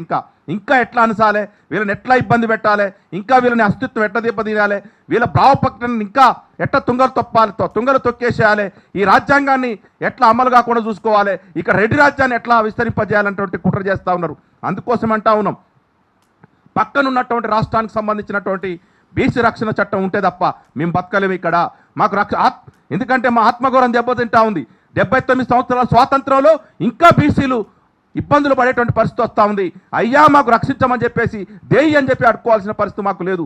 ఖచ్చితంగా బీసీలకు రక్షణ చట్టం వచ్చేంత వరకు కూడా అక్కడ పార్లమెంట్లో కావచ్చు, ఇక్కడ అసెంబ్లీలో కావచ్చు, బడ్జెట్తో పాటు ఈ రక్షణ చట్టం కోసం మరొక ఉద్యమాన్ని ఏర్పాటు చేయడం, బీసీ పొలిటికల్ ఫ్రంట్ ఇంటలెక్చువల్ ఫోరంగా పెద్ద ఎత్తున ఒక ఉద్యమ రూపాన్ని కూడా తీసుకొని ముందుకు పోతామని చెప్పి తెలియజేసుకుంటూ ఈ అవకాశం ఇచ్చినందుకు సెలవు. నమస్కారం. బీసీలకి ప్రభుత్వాలకి బీసీలను మభ్యపెట్టడము ఒక పరిపాటిగా మారింది. మేము ప్రైవేట్ బిల్లుతో పార్లమెంటులో 42% రిజర్వేషన్ల మీద మాట్లాడతాం అనేది చాలా హాస్యాస్పదం. రిజర్వేషన్ల బిల్లు చట్టాల పరిధిలో, కోర్టుల పరిధిలో ఉన్నది అనుకుందాం. మరి నిన్న మొన్న రాజ్యసభ సభ్యులు ఇవ్వడానికి మిమ్మల్ని ఎవరిని ఆపారు? ఏ కోర్టు ఆపింది? ఏ చట్టం ఆపింది? 2 రాజ్యసభ సీట్లుంటే 2 మీరు అగ్రవర్ణాలకే ఇచ్చినారు. రాహుల్ గాంధీ గారేమో తన జోడో యాత్రలో, తాతా గౌడ్ గారు అండి, జోడో యాత్రలో దేశమంతా సామాజిక న్యాయం పేరిట ఆయన యాత్ర చేసినాడు. కానీ బీసీలకి పదవులు ఇచ్చేటటువంటి సందర్భం వచ్చినప్పుడు మాత్రము వారు ప్రకటించినటువంటి సిద్ధాంతానికి విరుద్ధంగా వారి పనులు ఉంటున్నాయి. రాహుల్ గాంధీ గారు పక్క తమిళనాడు రాష్ట్రంలో మీ మిత్రపక్షమైన డిఎంకేని చూసి నేర్చుకోవాలి. తమిళనాడులో 6 రాజ్యసభ సీట్లు ఖాళీ అయితే మొన్న 4 ఓబీసీలు, 1 ఎస్సీ, 1 మైనార్టీ క్రిస్టియన్కి ఇచ్చి భర్తీ చేసినారు. కానీ మీరు మాత్రం ఇక్కడ టోటల్గా 2కి 2 100% మీరు అగ్రవర్ణాలకు ఇవ్వడం అనేది, మీ మాటలు మేము ఎట్లా నమ్మాలనేది వాళ్ళ బీసీ సమాజం మిమ్మల్ని ప్రశ్నిస్తూ ఉన్నది. అదే మాదిరిగా ఈరోజు తెలంగాణలో ఉవ్వెత్తున బీసీ ఉద్యమం జరుగుతూ బీసీ కులాల మధ్య ఐక్యత పెంపొందించేటటువంటి దిశగా ఒక ప్రయత్నం జరుగుతూ ఉంటే ఇవాళ బీసీల మధ్య ఒక విభేదం తీసుకొచ్చేటటువంటి కుట్రలు జరుగుతూ ఉన్నవి. వీటిని మనం అందరం కూడా చాలా గ్రహించాలి. రేవంత్ రెడ్డి గారేమో నేను 10 సంవత్సరాలు ముఖ్యమంత్రిగా కొనసాగుతానని ఆయన ప్రకటిస్తుంటారు. నిన్న మొన్న ఒక నాయకురాలు నేను కూడా ఈ రాష్ట్రానికి ముఖ్యమంత్రిని అవుతానంటే మరి కొంతమంది బీసీ నాయకులు పోయి జయగొట్టొచ్చారు. అరే కేసీఆర్ అన్న తెలంగాణ ఉద్యమంలో నేను ముఖ్యమంత్రి అయితే ఎప్పుడు చెప్పలే. ఒక దళిత ముఖ్యమంత్రిని చేస్తా, నేను కాపలా కుక్క అంటున్నాడు. తర్వాత ఆయన ముఖ్యమంత్రి అయ్యిండొచ్చు కాక. ఇక్కడ నేను ముఖ్యమంత్రి అవుతానని ప్రకటించిన తర్వాత కూడా బీసీలు మద్దతు తెలపడం అంటే మీరు బీసీ ముఖ్యమంత్రికి అనుకూలంగా లేనటువంటి నాయకులుగా అర్థం చేసుకోవాల్సి ఉంటుంది. బీసీ సమాజం అంతా కూడా దీని మీద అప్రమత్తంగా ఉండవలసిన అవసరం ఉంటుంది. ఒకవైపున కాలికి బల్బం పట్టుకొని బీసీఐఎఫ్ కానీ, బీసీ పొలిటికల్ ఫ్రంట్ కానీ, మిగతా కుల సంఘాలు కానీ, బీసీ సంఘాలు కానివ్వండి, వచ్చేటటువంటి 2029లో తప్పకుండా బహుజన రాజ్యాన్ని తీసుకురావాలి, బీసీ ముఖ్యమంత్రిని మనం ఆ చైర్లో కూర్చోబెట్టాలనే ప్రయత్నాలు జరుగుతున్న సందర్భంలో తమకు తాము మేము ముఖ్యమంత్రిగా ప్రకటించుకున్నటువంటి అగ్రవర్ణాలకు జయకొట్టడం అంటే మరి బీసీలను మోసం చేసినట్లే జరుగుతూ ఉన్నది. కనుక ఈ విషయంలో మరి బీసీఎఫ్ కానీ, బీసీ పొలిటికల్ ఫ్రంట్ కానీ రాష్ట్ర వ్యాప్తంగా దీని మీద ఒక చైతన్యం చేయవలసినటువంటి అవసరం ఉన్నది. ఆ దిశగా పనిచేద్దామని తెలియజేస్తూ అవకాశం ఇచ్చినందుకు ధన్యవాదాలు. మరి వాళ్ళు రాజ్యం వేయలేదనుకుంటే మరి బీసీలు మరి ఇంకా ఏం చేద్దామనుకున్నారో బీసీలే తెలుసుకోవాలి. ఇప్పుడు మహిళా సోదరి మన మహిళా బిల్లు 33% మహిళా బిల్లు సాధించుకున్నాం, చాలా సంతోషం. మరి 2027లో మహిళా బిల్లుని ప్రవేశపెడతాము అని చెప్పారు. మరి వచ్చే ఎన్నికల్లో మహిళా బిల్లు వస్తుందని మహిళలందరం కూడా ఎంతో ఆసక్తిగా ఆశతో ఉన్నాము. మరి దీంట్లో మరి బీసీ మహిళలకి సబ్ కోటా ఎంత? ఎందుకంటే 33% అనగానే మహిళలందరూ వస్తారు దాంట్లోకి. మరి ఇదివరకు మన స్వాతంత్రం వచ్చినప్పటి నుంచి ఇప్పటి వరకు చూస్తూనే ఉన్నాము. మరి బీసీ మహిళలు ఎక్కడ కూడా ఒక్కరో ఇద్దరో తప్ప ఇప్పటి వరకు ఏ శాసనసభలో కానీ, ఏ పార్లమెంట్లో కానీ బీసీ మహిళలు ఎక్కడా లేరు. మరి రాబోయే కాలంలో కూడా ఈ 33%లో మళ్ళీ దొరల భార్యలు కానీ వాళ్ళ అక్క చెల్లెళ్ళు కానీ మరి రెడ్డిలు పటేన్లు కానీ వీళ్ళందరూ ఎవరైనా అగ్రవర్ణాలకు చెందిన నాయకుల భార్యలో మళ్ళీ వాళ్ళ చుట్టాలో వాళ్ళ అక్క చెల్లెలో వాళ్ళే వచ్చి మళ్ళీ వాళ్ళకి బదులుగా వీళ్ళని కూర్చోబెట్టి మళ్ళీ వాళ్ళే రాజ్యం వెళ్తారు. మరి బీసీ మహిళలు కానీ బీసీలు కానీ ఎంతో చైతన్యంగా ఉన్నాము. మేము కూడా వాటన్నింటికి మేము కూడా చాలా ఆసక్తిగా ఉన్నాం కాబట్టి మేము మహిళలందరం కూడా పోరాడడానికి సిద్ధంగా ఉన్నాము. ఇప్పుడు రాబోయే పార్లమెంట్ సమావేశాలలో మరి బీజేపీ ప్రభుత్వం స్పష్టంగా చెప్పాలి, బీసీ మహిళల సబ్కోటా ఎంత, బీసీల సబ్కోటా ఎంత, ఖచ్చితంగా మా వాటా మాకు కావాలనే ఉద్యమం కూడా ఖచ్చితంగా స్టార్ట్ అవుతుంది. ఇప్పుడు ఈ పార్లమెంట్ సమావేశాలలో మాకు ఖచ్చితమైన సమాధానం చెప్పాలని ఈ సందర్భంగా డిమాండ్ చేస్తున్నాను. Thank you so much. 42% reservation ఇప్పటి వరకు కూడా మరి ప్రభుత్వం వచ్చినప్పటి నుండి ఇప్పటి వరకు కూడా మరి స్టేట్ ప్రభుత్వం ఇచ్చినప్పటికీ కూడా సెంట్రల్ గవర్నమెంట్ ఇప్పటి వరకు ఎలాంటి చర్యలు తీసుకోలేదు. కాబట్టి ఇప్పుడు శాసనసభలో కానీ ఈ యొక్క పార్లమెంటులో కానీ ఈ బిల్లు పెట్టి ఈ యొక్క తమిళనాడు 9th షెడ్యూల్లో చేర్చి ఇది చేయాలని ఈ యొక్క ఉద్యమాలు వచ్చినప్పటికీ కూడా ఇంత పెద్దన జరిగినప్పటికీ కూడా బీసీల యొక్క మనోభావాలను దెబ్బతీస్తున్నట్టుగా కనిపిస్తుంది. ఇప్పటికైనా ప్రభుత్వాలు దిగివచ్చి ఈ యొక్క బిల్లును చేయాలని చెప్పి, అదేవిధంగా ఈ యొక్క పింఛన్లు కానీ ఎక్స్గ్రేషియా కానీ మా గౌడ్స్ కూడా ఇప్పటి వరకు ప్రభుత్వం ఎలాంటి చర్యలు తీసుకోలేదు. ఈ యొక్క ఎందుకు తీసుకోవట్లేదు అంటే బీసీలు అంటే అంత చిన్న చులకనగా కనబడుతుందా ప్రతి ప్రభుత్వానికి అని చెప్పి ఈ యొక్క సమావేశంలో తెలియజేస్తున్నాం.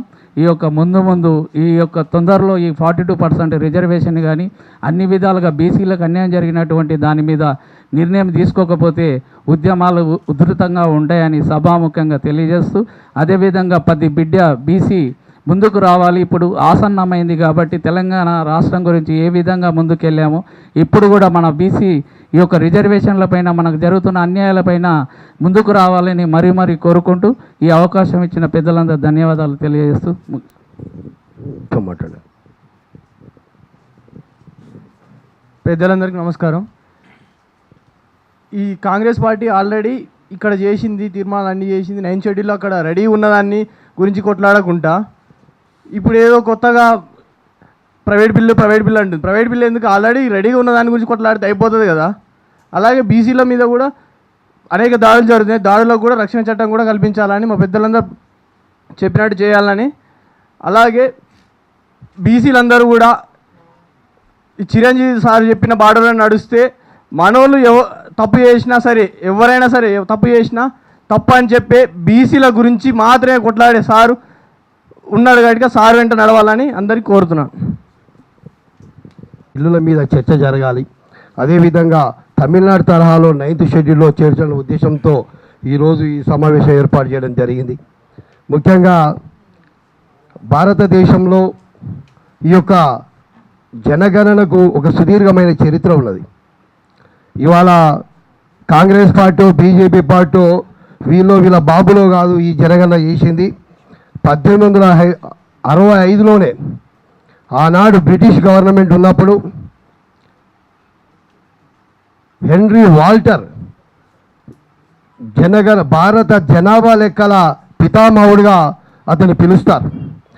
దాని తర్వాత 1872లో ఒక పాక్షికంగా జరిగిన లార్డ్ మోయో ఆధ్వర్యంలో జరిగింది.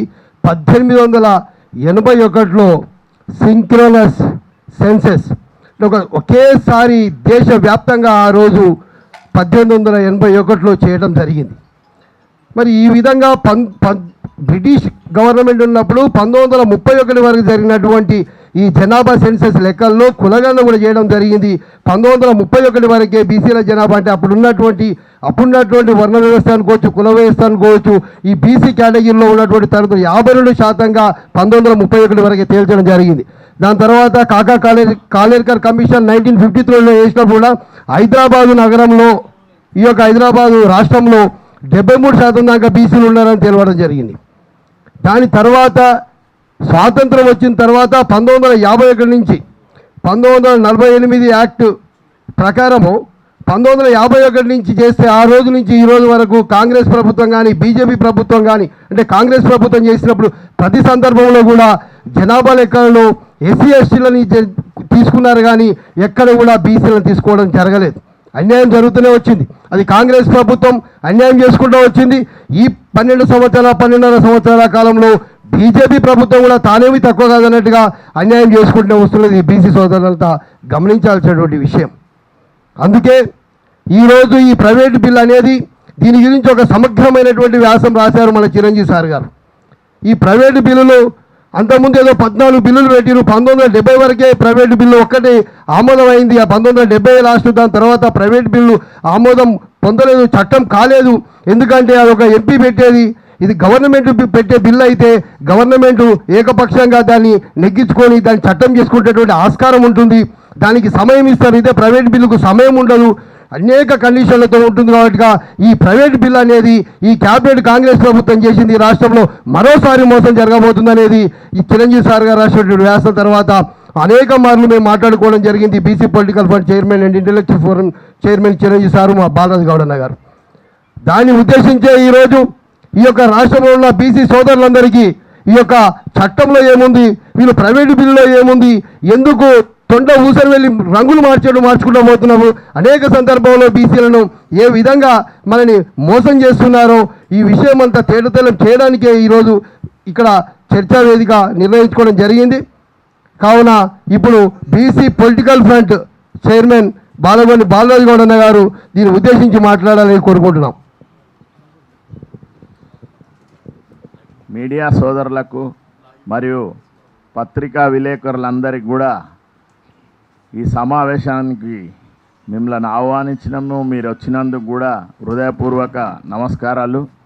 మరియు ఈ సమావేశానికి అధ్యక్షత వహించిన పొలిటికల్ ఫ్రంట్ కన్వీనర్ అయిన బైరు శేఖర్ గారు మరియు పెద్దలు మాజీ ఐఏఎస్ ఆఫీసరు చిరంజీవులు garu, BC intellectual forum chairman గారు, మరియు ఈ వేదిక మీద ఉన్న BC political front కన్వీనర్లైన Aili Venkanna, ఎలికంటి Vijay Kumar Goud, Ambala Narayana, బైరు Shekhar గారు, మరియు మా పెద్దలు వైస్ చైర్మన్ అయిన దుర్గయ్య అన్న, మరియు బీసీ ఇంటలెక్చువల్ ఫోరం ముఖ్య కార్యవర్గ సభ్యులైన ఎర్రమాద వెంకన్న గారు, మరియు చెన్న శ్రీకాంత్ గారు, మరియు లింగేష్ యాదవ్ గారు, మా జ్ఞానేశ్వరన్న, కర్ణాటి మనోహరన్న, సోదరిమణి కీర్తి లతాగౌడ్ గారు, ఇంకా వేదిక మీద ఉన్న సోదరులు బీసీ పొలిటికల్ ఫ్రంట్ ఉపాధ్యక్షులు నాగభూషణమన్న, హైదరాబాదు జంట నగరాల బీసీ పొలిటికల్ ఫ్రంట్ అధ్యక్షుడు దామోదర్ గారు, వేదిక మీద ఉన్న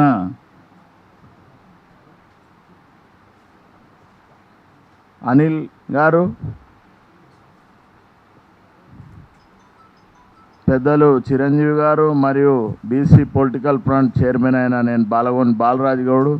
ఈరోజు సమావేశం ముఖ్య ఉద్దేశం ఏంటంటే 42% రిజర్వేషన్ కొరకు పార్లమెంట్లో ప్రైవేటు బిల్లు అని కాంగ్రెస్ పార్టీ ఒక నయవంచన గురి చేయడానికి కొత్త నాటకము ప్లాన్ చేసింది. కాబట్టి వెంటనే మాజీ ఐఏఎస్ ఆఫీసర్ గారు మేమంతా మాట్లాడుకొని ఈ సమావేశాన్ని ఏర్పాటు చేసినాం. ఈ సమావేశంలో ఏ విధంగా అయితే బీసీలను 42% అని కామారెడ్డిలో చెప్పి రాజకీయంగా గ్రామ పంచాయతీ ఎలక్షన్లో 17%కే పరిమితం చేసి మున్సిపాలిటీలలో 31% అని చేసి ఈ విధంగా బీసీలందరినీ కూడా రిజర్వేషన్ లేకుండా రాజకీయంగా అనగదొక్కే బలమైన కుట్ర ఈ తెలంగాణ రాష్ట్రంలో ఈ అగ్రవర్ణ పార్టీలైన 3 పార్టీలు కలిసి ఇక్కడ రాష్ట్ర ప్రభుత్వంలో ఉన్న ప్రజాపాలన, సామాజిక న్యాయము అని ఈ విధంగా ఉదరగొట్టిన కాంగ్రెస్ పెద్దలు బీసీలను రాజకీయంగా రిజర్వేషన్ లేకుండా ఏ విధంగా అనగదొక్కాలని పెద్ద కుట్రకు తెరదించి జడ్పీటీసీ, ఎంపీటీసీలను వాయిదా వేసి ఇంకా 3 కార్పొరేషన్లు మిగిలి ఉన్నాయి. అవిటిని కూడా ఈ బీసీలను అనగదొక్కుంటా కొన్ని బీసీ సంఘాలను, కొన్ని రాజకీయ పార్టీలను,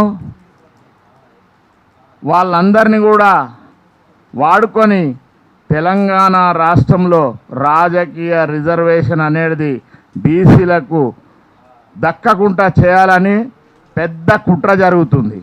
ఇప్పుడు చూడండి, పక్కకున్న ఆంధ్రప్రదేశ్ ముఖ్యమంత్రి గారు ఆయనేమో బీసీలకు రాజకీయంగా రక్షణ జరగాలి, ఆర్థికంగా అయినా ఎన్నో విధాల జరగాలని ఆయన బడ్జెట్లో కూడా పెద్ద బడ్జెట్తోని 52,000 కోట్లు కేటాయిస్తే ఇక్కడ తెలంగాణలో బీసీ, ఎస్సీ, ఎస్టీ 90% ఉన్నోళ్ళకేమో అతి తక్కువ బడ్జెట్కే 4-5 వేల కోట్లు ఇచ్చి రెండు సంవత్సరాలల్లా దాంట్లో కూడా ఖర్చు చేయకుండా అనగదొక్కుంటా ఫీజు రియంబర్మెంట్ కూడా 10,000 కోట్లు బాకీ పెట్టి అవి కాలేజీలకేమో ఎంత ఫీజు అయినా పెంచుకోమని అనుమతి ఇచ్చి బీసీలను విద్యాపరంగా కూడా ఎన్నో విధాల అనగదొక్కుతున్నారు బీసీ స్టూడెంట్ అంతా.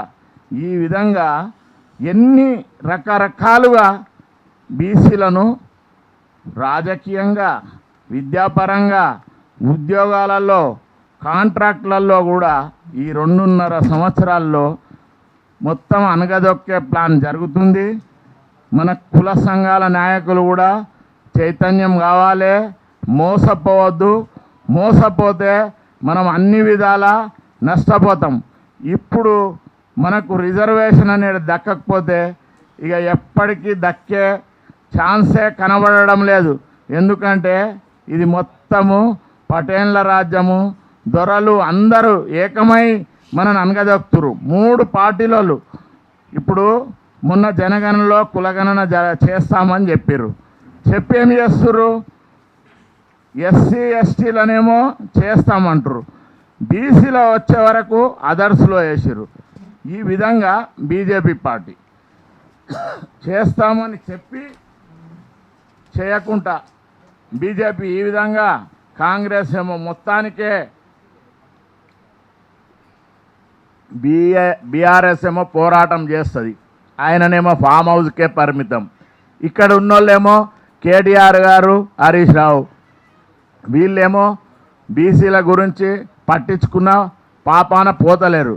ఏదో 3 పార్టీలు ఒకటై ఏ విధంగా అయితే బీసీలకు రాజకీయంగా అన్యాయం చేయాలని ఆ ప్లాన్తోనే ఉన్నారు. కానీ ఎందుకంటే 2.5 సంవత్సరాల కింద జరిగిన అసెంబ్లీలో మన బీసీలకు సీట్లు ఇవ్వకుండా అగ్రవర్ణాలైన రెడ్లకే 43 సీట్లు ఇచ్చి వాళ్ళనే గౌరవించి అధికారం పోయినా సరే అని, కానీ బీసీలకు మాత్రము ఎక్కడ రాజకీయ రక్షణ దక్కనీయలేదు, రాజకీయ వాటా చెందనీయలేదు.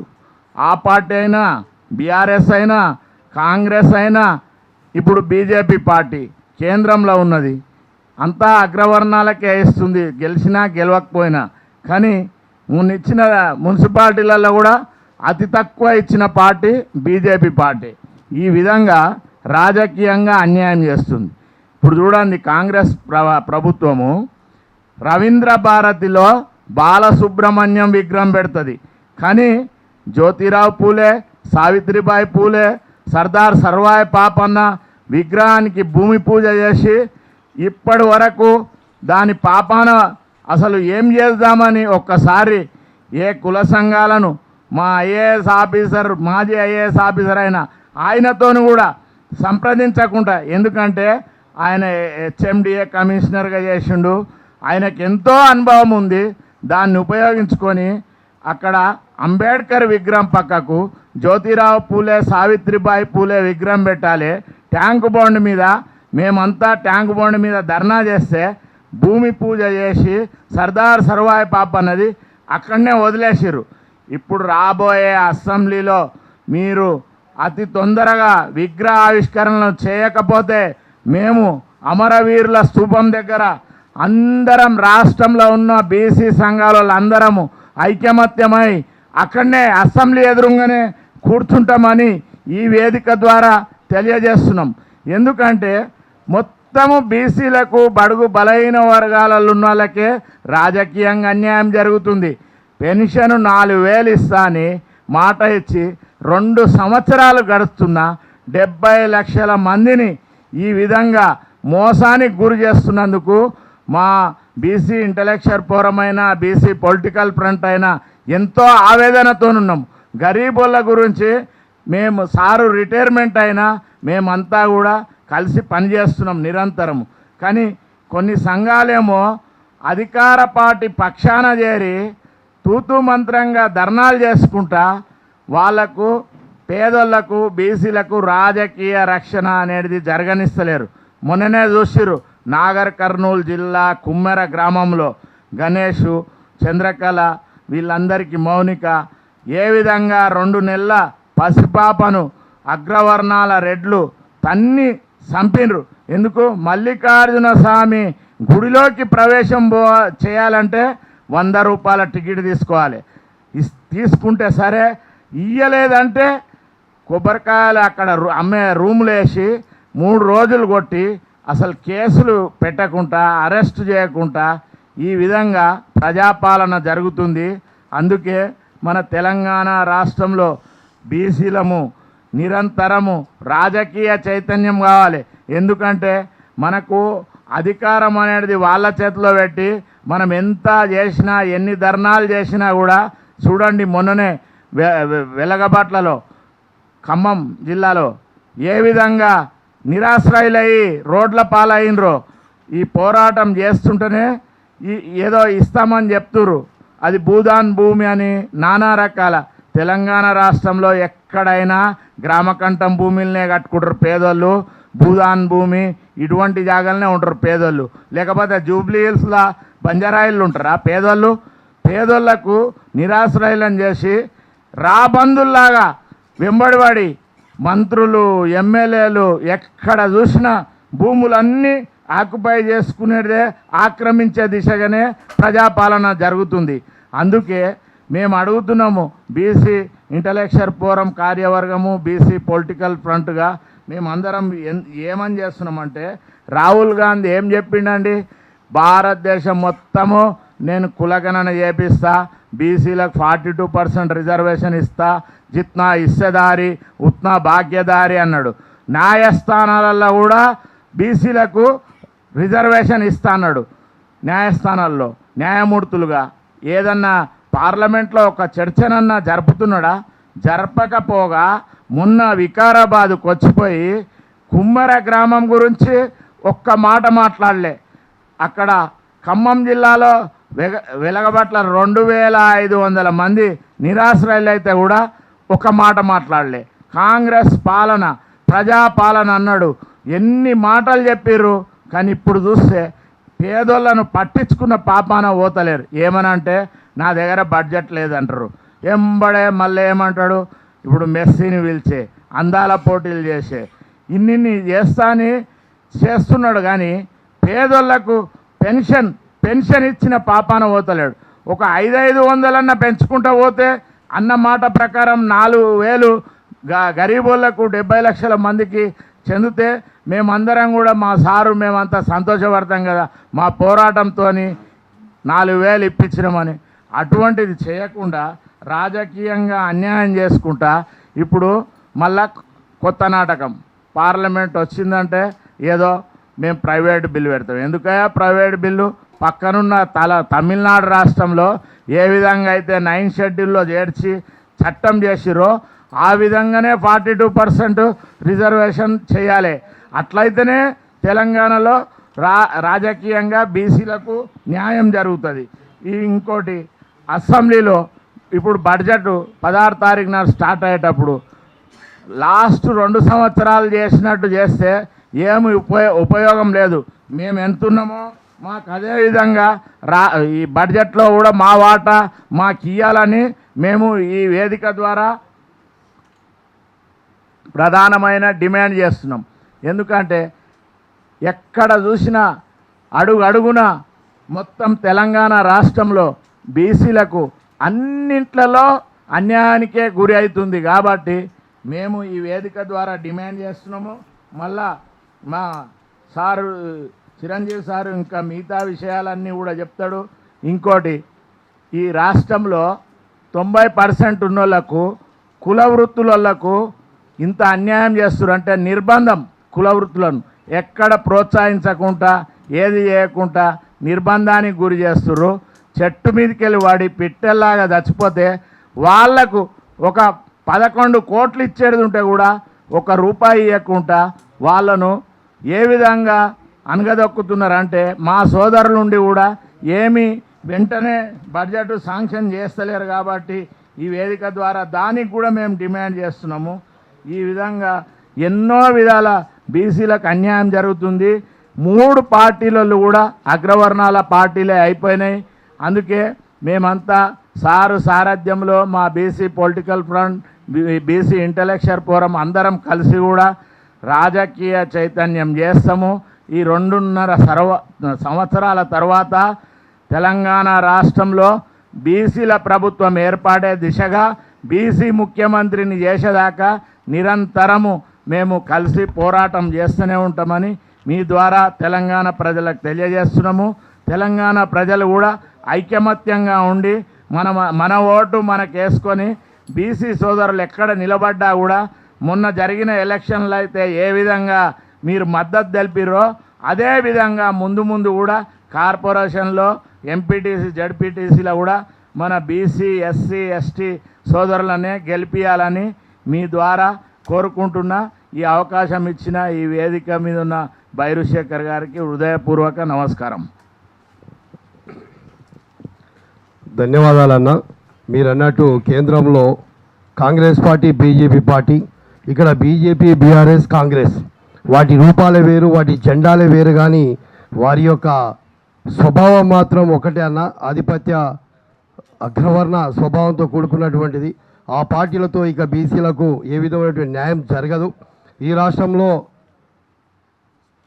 ఒక మేధావి, ఒక జయశంకర్ సార్ లాగా ఈరోజు బీసీ ఉద్యమానికి చిరంజీవి సార్ వచ్చిన తర్వాత ఈ ఉద్యమానికి ఇంకా బలంగా ఉండాలని ఒక యోధుడు లాంటి వ్యక్తి రావాలనుకొని కోరుకున్నాం. ఆ యోధుడే మన బాలగోని బాలరాజు గౌడ్ అన్న. ఎందుకంటే ఒక మేధావి, ఒక యోధుడు గడిస్తే ఏ విధంగా సంఘం ముందుకు పోతుందో ఈ యొక్క వేదిక ఎవరికి లొంగని వేదిక, విలువలతో కూడుకున్నటువంటి వేదిక, ఎక్కడ రాజీ పడినటువంటి వేదిక. ఎందుకంటే రాజీ పడ్డా లొంగిపోయినా ఈ సమాజం మళ్ళీ నమ్మదు. ఎందుకంటే గతంలో కూడా సంఘాలు రాజీ పడుతూ, సాగిల పడుతూ, లొంగిపోతూ, సంఘాలంటేనే ప్రజలు ఈసరించుకునే స్థాయిలో దిగజారిపోయినటువంటి ఈ సందర్భంలో BC intellectual forum and BC political front Balaraju Goud అన్న మరి చిరంజీవి సార్ల ఆధ్వర్యంలో నడుస్తున్నటువంటి ఈ వేదిక బీసీలకు రాజకీయ అధికారం వచ్చేంత వరకు పోరాటం చేస్తూ నిలబడతాం తెలియజేస్తూ, ఇప్పుడు బీసీల సిద్ధాంతకర్త అయినటువంటి రిటైర్డ్ ఐఏఎస్ చిరంజీవి సార్ గారు మాట్లాడాలని కోరుకుంటా ఉన్నాను. ఈనాటి మీడియా సమావేశానికి అధ్యక్షత వహిస్తున్నటువంటి మిత్రులు బైరి శేఖర్ గంగపుత్ర గారికి, అదేవిధంగా ఈ కార్యక్రమంలో మరొక ముఖ్య అతిథులుగా హాజరైనటువంటి BC political front chairman Balagoni Balaraju Goud గారికి, వేదికపై ఆశీలైనటువంటి కర్నాటి మనోహర్ గారు, ఐలి వెంకన్న గౌడ్ గారు, ఎర్రమాద వెంకన్న గారు, శ్రీకాంత్ గారు, అదేవిధంగా ఎలికట్టి విజయ్ కుమార్ గారు, మన దుర్గయ్య గౌడ్ గారు, కీర్తిలతా గౌడ్ గారు, నారాయణ గారు, ఇతర పెద్దలు ఉన్నారు. వాళ్ళందరికీ, మరి మీడియా మిత్రులందరికీ కూడా నా యొక్క నమస్సమాంజాలు. ముఖ్యంగా ఈరోజు ఈ మీడియా సమావేశం ఇప్పుడు రాష్ట్రంలో, కేంద్రంలో చట్టసభలు నిర్వహించబడుతున్నాయి, బడ్జెట్ సమావేశాలు నడుస్తూ ఉన్నాయి. పార్లమెంట్లో బడ్జెట్ సమావేశాలు మొదటి దఫా అయిపోయింది, రెండో దఫా మొన్న 9వ తారీఖు నుంచి స్టార్ట్ అయింది, మళ్ళీ ఏప్రిల్ 2 వరకు నడుస్తూ ఉంది. రాష్ట్రంలో ఇప్పుడు 15వ తారీఖు రోజు మనకు బడ్జెట్ సమావేశాలు స్టార్ట్ కాబోతున్నాయి. ఈ సందర్భంలో బీసీలకు సంబంధించినటువంటి సమస్యలు ఈ చట్టసభల్లో ప్రవేశపెట్టాలి, వాటిని చట్ట రూపంలోకి తీసుకురావాలనే ఉద్దేశంతో ఈరోజు ఇక్కడ మీడియా సమావేశం నిర్వహిస్తున్నాం. వాస్తవానికి భారతదేశంలో ఉన్న 140 కోట్ల జనాభాలో 80 కోట్ల మంది బీసీలు ఉన్నారు. ఈ బీసీల సమస్యల గురించి పట్టించుకోకుండా ఇవి వందల్లో ఒక సమస్యగా కొంతమంది భావిస్తే ఇక అంతకంటే మించినటువంటి దురదృష్టం ఇంకోటి లేదు. మేము ఇక్కడ పార్లమెంట్ సమావేశాలు నిర్వహిస్తున్నారు కాబట్టి ఈ పార్లమెంట్ సమావేశాల్లో మేము కేంద్ర ప్రభుత్వాన్ని అదేవిధంగా ఇక్కడ ఉన్నటువంటి రాష్ట్ర ప్రభుత్వాన్ని కూడా కోరేది ఏంటంటే, రాష్ట్ర ప్రభుత్వం మేము అధికారంలోకి వచ్చిన 6 నెలల్లో చట్టబద్ధంగా 42% రిజర్వేషన్లు కల్పిస్తామని చెప్పి ప్రజలకు హామీ ఇచ్చి మీరు అధికారంలోకి వచ్చి 2 సంవత్సరాలు గడిచిపోయింది. ఇప్పటికి కూడా మీరు ఆ 42% రిజర్వేషన్ను సాధించడానికి ఎట్లాంటి చర్యలు కూడా చేపట్టడం లేదు. కేవలం బీసీల ఓట్లు రాబట్టుకోవాలనే ఉద్దేశంతో నామమాత్రంగా కులగణన జరిపి అనేకమైన తప్పులు అందులో చొప్పించి లేని ఓసీ జనాభాను పెంచి చూపించి బీసీల జనాభాను తగ్గించి తూతు మంత్రంగా 42% రిజర్వేషన్లు 9వ షెడ్యూల్లో పెట్టాలని చెప్పి ఇక్కడ చేసేసి ఢిల్లీకి పంపించేసి చేతులు దులుపుకున్నారు. ఆ తర్వాత కేంద్రం సహకరిస్తలేదంటారు. మీరు అడిగిన తడువుగానే ప్రధానమంత్రి అపాయింట్మెంట్ ఇస్తాడు, మీరు పోతారు, ఈ రాష్ట్రంలో మేము అందాల పోటీలు నిర్వహిస్తున్నాం రమ్మని చెప్తారు, రకరకాల కార్యక్రమాలకు ఆహ్వానిస్తారు. కానీ బీసీలకు సంబంధించిన బిల్లు 9వ షెడ్యూల్లో పెట్టాలని చెప్పి మా అసెంబ్లీ పంపించింది, మరి దాన్ని ఎందుకు ఆమోదించారు అని చెప్పి ఒక్కరోజు కూడా ప్రశ్నించాడు. అట్లాగే ఇక్కడ కేంద్రం కూడా 42% రిజర్వేషన్ను అడిగితే అడగకనే ముందే అగ్రవర్ణాలకు 2019లో వారం రోజులలో 10% ఈడబ్ల్యూఎస్ రిజర్వేషన్ అమలు చేసింది. ఈ రాష్ట్రంలో కూడా అప్పుడు ఉన్నటువంటి ముఖ్యమంత్రి ఆ 10% ఈడబ్ల్యూఎస్ రిజర్వేషన్ ఈ రాష్ట్రంలో అమలు చేయొచ్చా లేదా, ఈ రాష్ట్రంలో ఓసీలు ఎంతమంది ఉన్నారు, అందులో ఈడబ్ల్యూఎస్ ఎంతమంది ఉంటారు అనేటువంటి దాన్ని ఒక కమిషన్ పెట్టి కూడా ఎంక్వైరీ చేయకుండా 4% ఉన్న ఈడబ్ల్యూఎస్ పీపుల్కు 10% రిజర్వేషన్ ఆయన అమలు చేస్తాడు. బీసీలకు వచ్చేస్తే అటు కేంద్రంలో ఏం చెప్తున్నారు, అందులో ముస్లింలకు కూడా రిజర్వేషన్ ఉంది కాబట్టి ఏమంటాడు. ముస్లింలకు వల్ల రిజర్వేషన్లు కొత్తగా లేవు అనేటువంటి విషయం మీద మేము చాలా స్పష్టంగా గతంలో చెప్పినాం, మళ్ళీ చెప్తున్నాం, ఇప్పుడు కూడా చెప్తున్నాం. ముస్లింల పేరు మీద మా పుట్టేందుకు కొడతారని చెప్పి మేము బీజేపీ ప్రభుత్వాన్ని ప్రశ్నిస్తున్నాం.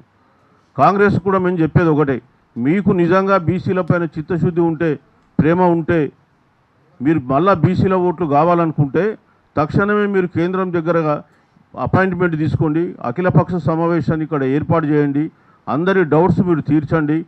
ఆ తర్వాత అఖిలపక్ష సమావేశం ఢిల్లీకి తీసుకెళ్ళి ప్రధానమంత్రిని కలిసి వారికి సమస్యలు విన్నవించండి.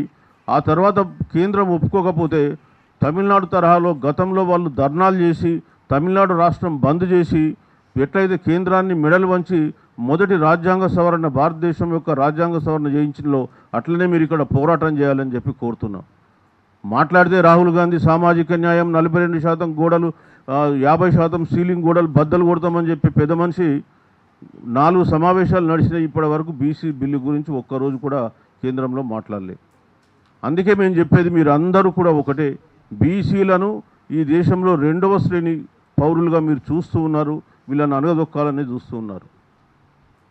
మేము కనీసం ఈ బడ్జెట్లోనైనా ఈ బడ్జెట్ సెషన్స్లోనైనా కేంద్ర ప్రభుత్వాన్ని కోరేది ఏంటంటే 9వ షెడ్యూల్లో పెట్టడానికి మీరు బిల్లును తీసుకురావాల్సిందిగా కోరుతూ ఉన్నాం.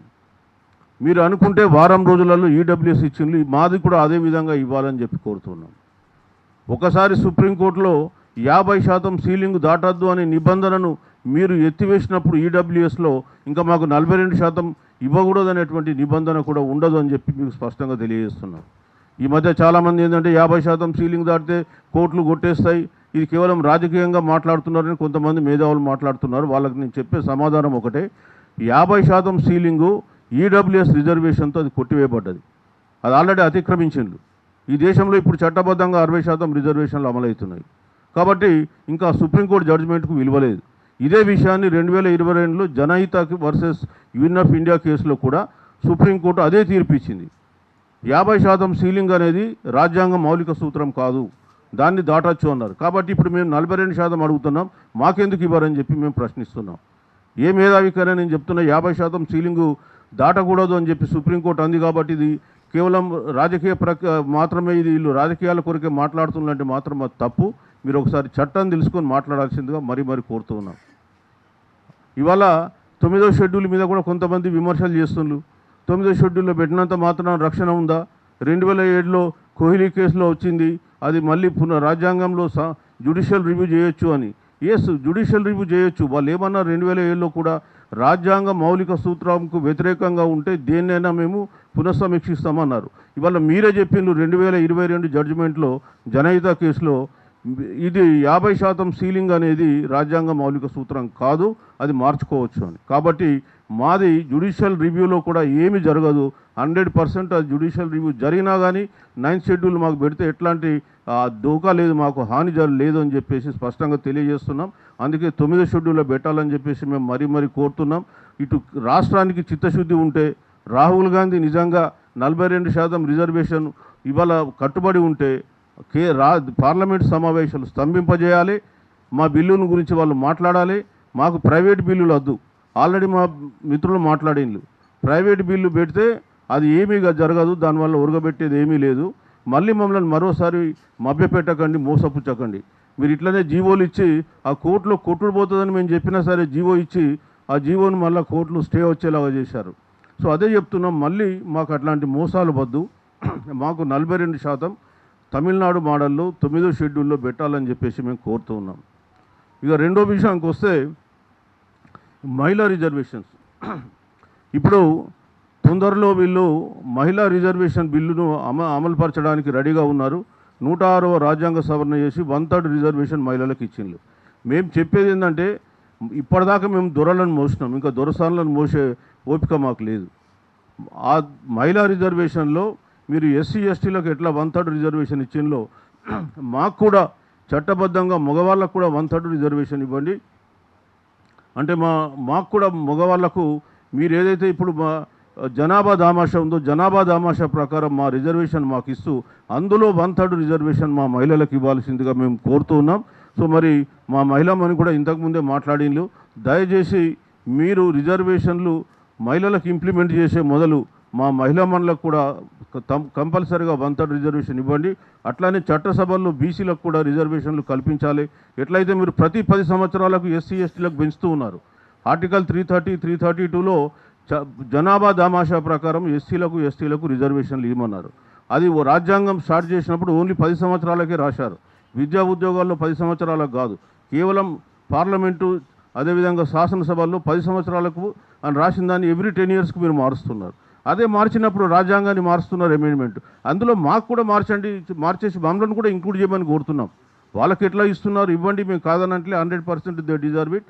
మేము కూడా ఏమంటున్నాం అంటే మాకు కూడా మా జనాభా దామాషా ప్రకారం మాకు ఆ రిజర్వేషన్లు కూడా మాకు కూడా కల్పించండి, ఆ రాజ్యాంగాన్ని మార్చాలని చెప్పి కోరుతున్నాం. మమ్మల్ని ఎందుకు మీరు 2వ తరగతి పౌరులుగా చూస్తూ ఉన్నారు? ఒకవైపు రాజ్యాంగాన్ని మార్చలేదంటే మార్చడం లేదని కాదు, మారుస్తూనే ఉన్నారు. మరి అట్లన్నప్పుడు మాకు కూడా మార్చండి, మమ్మల్ని కూడా అందులో ఇంక్లూడ్ చేయమని చెప్పి మేము కోరుతున్నాం. మీరు పార్లమెంట్ సమావేశాల్లో కనీసం ప్రతి సెషన్లో ఒక 14-15 బిల్లులు పెడుతున్నారు, చట్టాలు చేస్తున్నారు. మరి మాది ఎందుకు చట్టంగా చేస్తలేరు? 9వ షెడ్యూల్ మీ దగ్గరకు వచ్చే సంవత్సరం అయింది, ఇప్పటి వరకు దాని గురించి పట్టించుకున్నది లేదు, ఉలుకు లేదు, పలుకు లేదు. అంటే బీసీలు ఏమంటలేరు, వీళ్ళు ఏం చేస్తలేరు కాబట్టి మా ఇష్టారాజ్యం అనుకుంటే, బీసీలు వీళ్ళ అందరిలాగా రోడ్ల మీద పడి ధర్నాలు, రాస్తా రోకోలు, బస్సులు పలుగొట్టడం చేయరు. కానీ ఎన్నికలు వచ్చినప్పుడు మాత్రం ఖచ్చితంగా వాళ్ళ ఆవేశాన్ని చూపిస్తారు.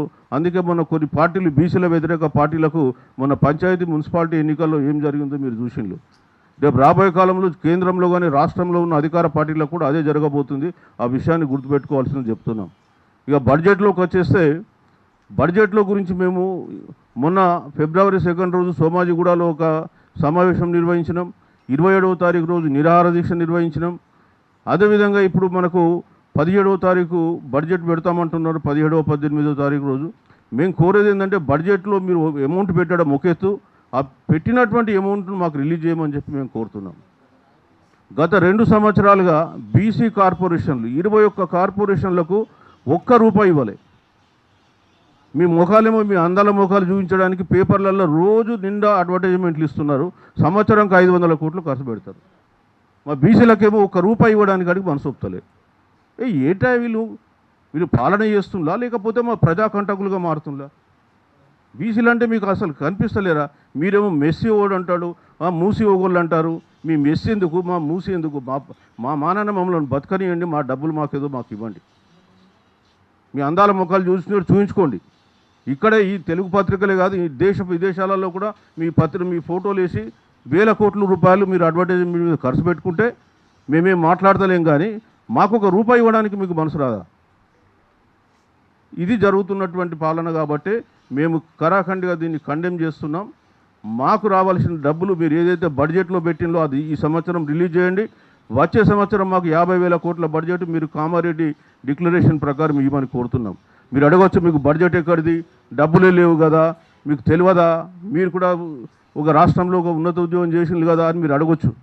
మేము చెప్పేది ఒకటే, మీరు గత 2 సంవత్సరాలుగా ఇరిగేషన్ కాంట్రాక్టర్లకు ఎంత పేమెంట్ చేసింది, ఎంత అప్పు తీసుకొచ్చి వాళ్ళకి ఇచ్చిండ్రు డబ్బులు, ఆ లెక్క చెప్పండి, అసెంబ్లీలో మాట్లాడండి. అప్పుడు మాకు కూడా తెలుస్తుంది వాళ్ళకి ఎక్కడి నుంచి డబ్బులు వచ్చినాయి, మరి మాకెందుకు రావు, మాకెందుకు ఇవ్వరు, ఆ విషయం కూడా మాకు కూడా తెలుస్తుంది. నీ అడ్వర్టైజ్మెంట్ మీద ఎంత ఖర్చు పెట్టిళ్ళు, మీ అందాల ముఖాలు చూపించుకోవడానికి ఏం ఖర్చు పెట్టిళ్ళు మాకు కూడా తెలుస్తుంది కదా, మరి అది చెప్పారు. సో మేము కోరేది ఒకటే, 100% మాకు కేటాయించిన బడ్జెట్ ఖర్చు పెట్టండి. బీసీ సప్లాన్ ఇస్తామని కామారెడ్డి డిక్లరేషన్లో చెప్పిండ్రు, అది కూడా చేయండి. అదేవిధంగా ఈ సంవత్సరం బడ్జెట్లో 50,000 కోట్లు పెట్టండి. ఆల్రెడీ ఆంధ్రప్రదేశ్ రాష్ట్రంలో 52,000 కోట్ల బడ్జెట్ పెట్టిండు ఈ సంవత్సరంలో. మనకంటే ఎంతో ఆర్థికంగా బలహీనంగా ఉన్నటువంటి రాష్ట్రమైన ఆంధ్రప్రదేశ్లో 52,000 కోట్ల బడ్జెట్ పెడితే తెలంగాణలో బీసీలకు మీకు పెట్టి ఖర్చు పెట్టడానికి వచ్చిన అభ్యంతరం ఏంటండి? అంటే ఓన్లీ బీసీలను రాజకీయంగా ఓటు బ్యాంక్గా వాడుకుంటాం తప్ప మేము మాత్రం వాళ్ళకు డబ్బులు ఇవ్వం. వాళ్ళు ఆర్థికంగా ఎదిగితే రేపు తెల్లారి మా రాజకీయ భవిష్యత్తు ఉండదనేగా మీ ఉద్దేశం. అందుకే మేము కోరుతున్నది ఏంటంటే, బీసీ సంఘాలు, బీసీ ప్రజలు కూడా గమనించండి, ఈ పాలకులు మనపైన ఎట్లాంటి వైఖరి అవలంబిస్తున్నారు, ఎంత క్రూరంగా మనం అణిచేస్తున్న విషయాన్ని మీరు గుర్తుపెట్టుకోవాలని చెప్పేసి కోరుతున్నాం. ఇట్లాంటి పాలన ఎప్పుడు కూడా మనం చూడలే. తెలంగాణ రాష్ట్రం రాకపూర్వం కనీసం మనకు బీసీ కార్పొరేషన్లో డబ్బులు ఉండేది, కాస్త కూసో ఆర్థికంగా మనకు వెసులుబాటు ఉండేది. ఇవాళ తెలంగాణ తెచ్చుకొని ఆ నిధులకు కూడా మొత్తం మనం రాకుండా మనమే ఈ పాలకులకు అధికారాన్ని అప్పచెప్పి నిధులు రాకుండా చేసుకుంటున్నాం. సో అది గమనించాలని చెప్పి కోరుతూ ఉన్నాం. అట్లాగే అట్రాసిటీ చట్టం కూడా మా పెద్దలు మాట్లాడిళ్ళు. మేము కూడా చెప్పేది ఒకటే, ఈ అట్రాసిటీ చట్టం గురించి ఇంతకుముందు చాలామంది మా ఐల్ వెంకన్న గౌడ్ గారు చాలామంది చెప్పిండ్రు.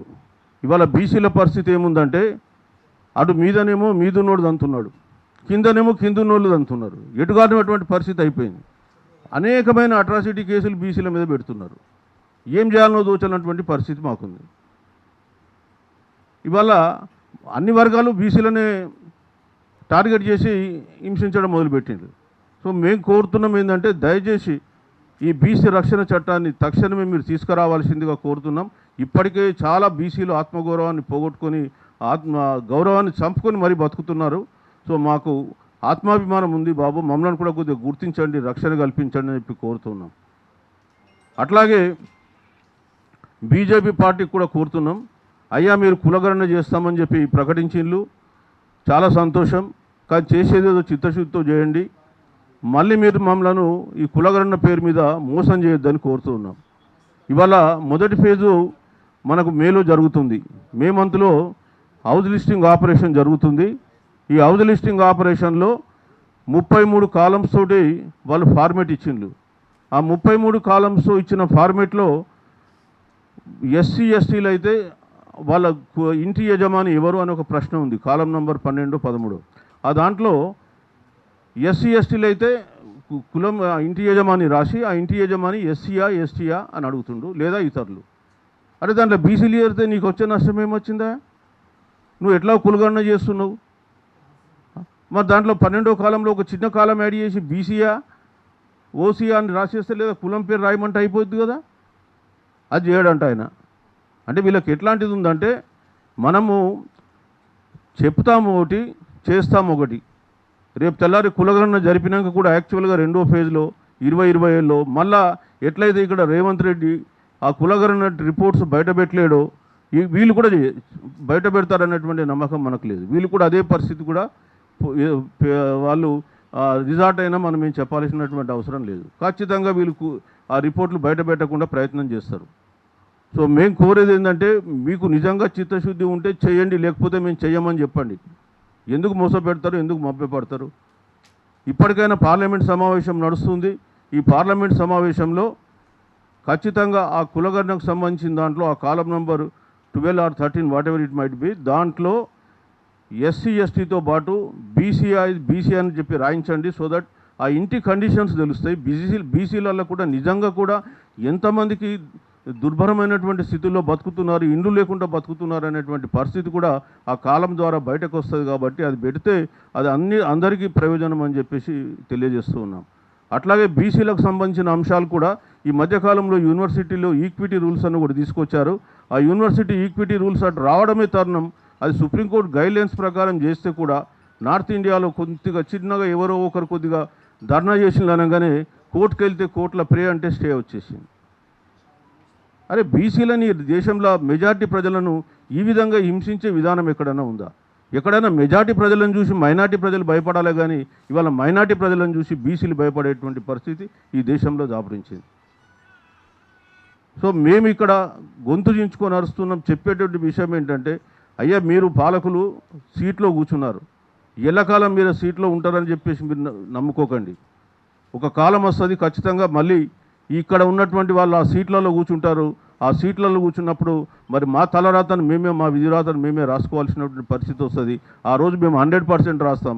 ఆ పరిస్థితి వచ్చిన రోజు మీకే గది పడుతుందో మీరు కూడా ఆలోచించుకోండి. కాబట్టి మీరు ఇప్పటికైనా కొంత ఆలోచించి మాకు న్యాయం చేయాలని చెప్పేసి ఈ సమావేశం పెట్టినాం. ఈ బడ్జెట్ సెషన్లో మేము కోరేది ఏంటంటే 100%గా మా 9th షెడ్యూల్ ఉద్యమం సంబంధించిన బిల్లులు పెట్టాలి, మాకు బడ్జెట్లో పెద్ద ఎత్తున కేటాయించాలి. ఇది ఆంధ్రప్రదేశ్ తెలంగాణ రాష్ట్రంలో ఆంధ్రప్రదేశ్ లాగా. అదేవిధంగా మాకు రక్షణ చట్టం కావాలి. అదేవిధంగా మా యూనివర్సిటీ ఈక్విటీ రూల్స్ కూడా సుప్రీంకోర్టులో అది స్టే వేకేట్ చేయించాలని చెప్పి కోరుతున్నాం. మా మహిళలకు సంబంధించి కూడా 1/3 రిజర్వేషన్ 100% చట్టసభల్లో ఉండాలని చెప్పేసి ఈ సందర్భంగా కోరుతూ, ముఖ్యంగా మీకు ఇంకో విషయం తెలియజేస్తుంది ఏంటంటే, బీసీ ఇంటలెక్చువల్ ఫోరం కానీ బీసీ పొలిటికల్ ఫ్రంట్ కానీ ఇవి రెండు కూడా కొన్ని సిద్ధాంతాలకు విలువలకు నిలబడి పనిచేస్తున్నటువంటి సంఘాలు. మేము మా సిద్ధాంతము మా విలువలు ఒకటే. బీసీ ఉద్యమం అనేది బీసీల నాయకత్వంలోనే జరగాలి. బీసీలు కాకుండా ఇంకా ఎవరు కూడా నాయకత్వం వహించినా మేము ఆమోదం తెలిపాం. మా సిద్ధాంతాలు మా విలువలు నచ్చితే మాతో కలిసి పనిచేస్తారు, నచ్చనులు బయటకు వెళ్ళిపోతారు. ఆ విషయం కూడా మేము మొదటి నుంచి తెలియజేస్తున్నాం, మళ్ళీ తెలియజేస్తున్నాం. బీసీల కొరకు నిరంతరం కూడా పోరాడుతున్నాం.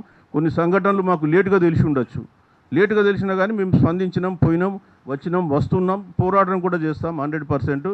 కానీ మేము ఎట్టి పరిస్థితుల్లో అస్త్ర సన్యాసం చేసి వదులుకునేటువంటి పరిస్థితి లేదు. సో బీసీలు 100% బీసీల కొరకు మా రెండు సంఘాలు ఒక సైద్ధాంతిక పునాది మీద పనిచేస్తాయని చెప్పి ఈ సందర్భంగా తెలియజేస్తున్నా. కొంతమంది బీసీలు ఏం పనిచేస్తలేరు, కొన్ని సంఘటనలకు రెస్పాన్స్ అయితే లేరని అంటున్నారు. సంఘటన గురించి తెలియడం లేటు ఉండడం వల్ల రెస్పాన్స్ లేటు ఉండొచ్చు, కానీ తెలిసిన తర్వాత రెస్పాన్స్ అనేది లేకుండా ఏం లేదు. 100% వారు మేము అందరం కలిసి ఇక్కడ కూర్చున్న అందరం కూడా ఎన్ని విధాలుగా స్పందించాలో అన్ని విధాలుగా స్పందిస్తున్నాం, చేస్తాం. అదేవిధంగా ముందుకు కూడా చేస్తామని చెప్పి బీసీ ప్రజలకు మరోసారి తెలియజేస్తున్నాం. Thank you for giving me this opportunity. ధన్యవాదాలు సార్. ఒక నిమిషం, ఒక నిమిషమే. మీడియా మిత్రులకు విజ్ఞప్తి, ఈ సమావేశం ఒక 9 తీర్మానాలు మీ ముందు ప్రవేశపెడతా ఉన్నాం. మా వేదిక మీద ఉన్న సభ్యులందరూ కూడా చప్పట్ల ద్వారా ఆస్వాదించాలి. బీసీలకు 42% రిజర్వేషన్ల పైన ప్రైవేటు బిల్లు వద్దు, తమిళనాడు తరహాలోనే 9th షెడ్యూల్లో చేర్చాలి. రెండవది, కేంద్రంలో బీసీలకు ప్రత్యేకమైనటువంటి మంత్రిత్వ శాఖ వెంటనే ఏర్పాటు చేయాలి. జాతీయ జనగణనలో బీసీలకు కులాల వారీగా లెక్కించాలి. మహిళా బిల్లులో బీసీ మహిళలకు సబ్ కోటా వెంటనే కేటాయించాలి. బీసీలకు రక్షణ చట్టం వెంటనే తీసుకురావాలి. బీసీలకు ప్రతి సంవత్సరం 50,000 కోట్లతో బడ్జెట్ను కేటాయించాలి. అదేవిధంగా పెండింగ్లో ఉన్నటువంటి బీసీ విద్యార్థుల ఫీజు రియంబర్స్మెంట్తో పాటు కార్పొరేషన్ బడ్జెట్ కూడా వెంటనే కేటాయించాలని చెప్పి డిమాండ్ చేస్తూ ఉన్నాం. బీసీలపై ఉన్నటువంటి క్రిమినల్ విధానాన్ని కూడా వెంటనే ఎత్తివేయాలని చెప్పేసి కూడా డిమాండ్ చేస్తూ ఉన్నాం. అదేవిధంగా కేంద్రంలో బీసీ ఉద్యోగులకు ప్రమోషన్లో రిజర్వేషన్ ఏర్పాటు చేయాలని చెప్పేసి ఈ సభ తీర్మానం చేస్తూ మరి అవకాశం ఇచ్చినటువంటి పెద్దలందరికీ, కార్యక్రమానికి వచ్చినటువంటి వాళ్ళందరికీ విజ్ఞప్తి చేస్తూ ఒక్కసారి డిమాండ్ల మీద మేము స్లోగన్లు ఇస్తాం. జై బీసీ, బీసీ కులాల ఐక్యత, బీసీ కులాల ఐక్యత, ఏర్పాటు చేయాలి బీసీలకు వెంటనే రక్షణ చట్టాన్ని, ఏర్పాటు చేయాలి బీసీలకు రక్షణ చట్టాన్ని వెంటనే ఏర్పాటు చేయాలి. 50,000 కోట్లతో బీసీ బిల్లును వెంటనే ఏర్పాటు చేయాలి. ప్రతి సంవత్సరం 50,000 కోట్లతో బీసీ బిల్లును వెంటనే. ప్రైవేటు బిల్లు వద్దు, తమిళనాడు తరహాలో 9th షెడ్యూల్లో చేర్చాలి. 42% బీసీ బిల్లును తమిళనాడు తరహాలో చేర్చాలి. జై బీసీ, జై BC.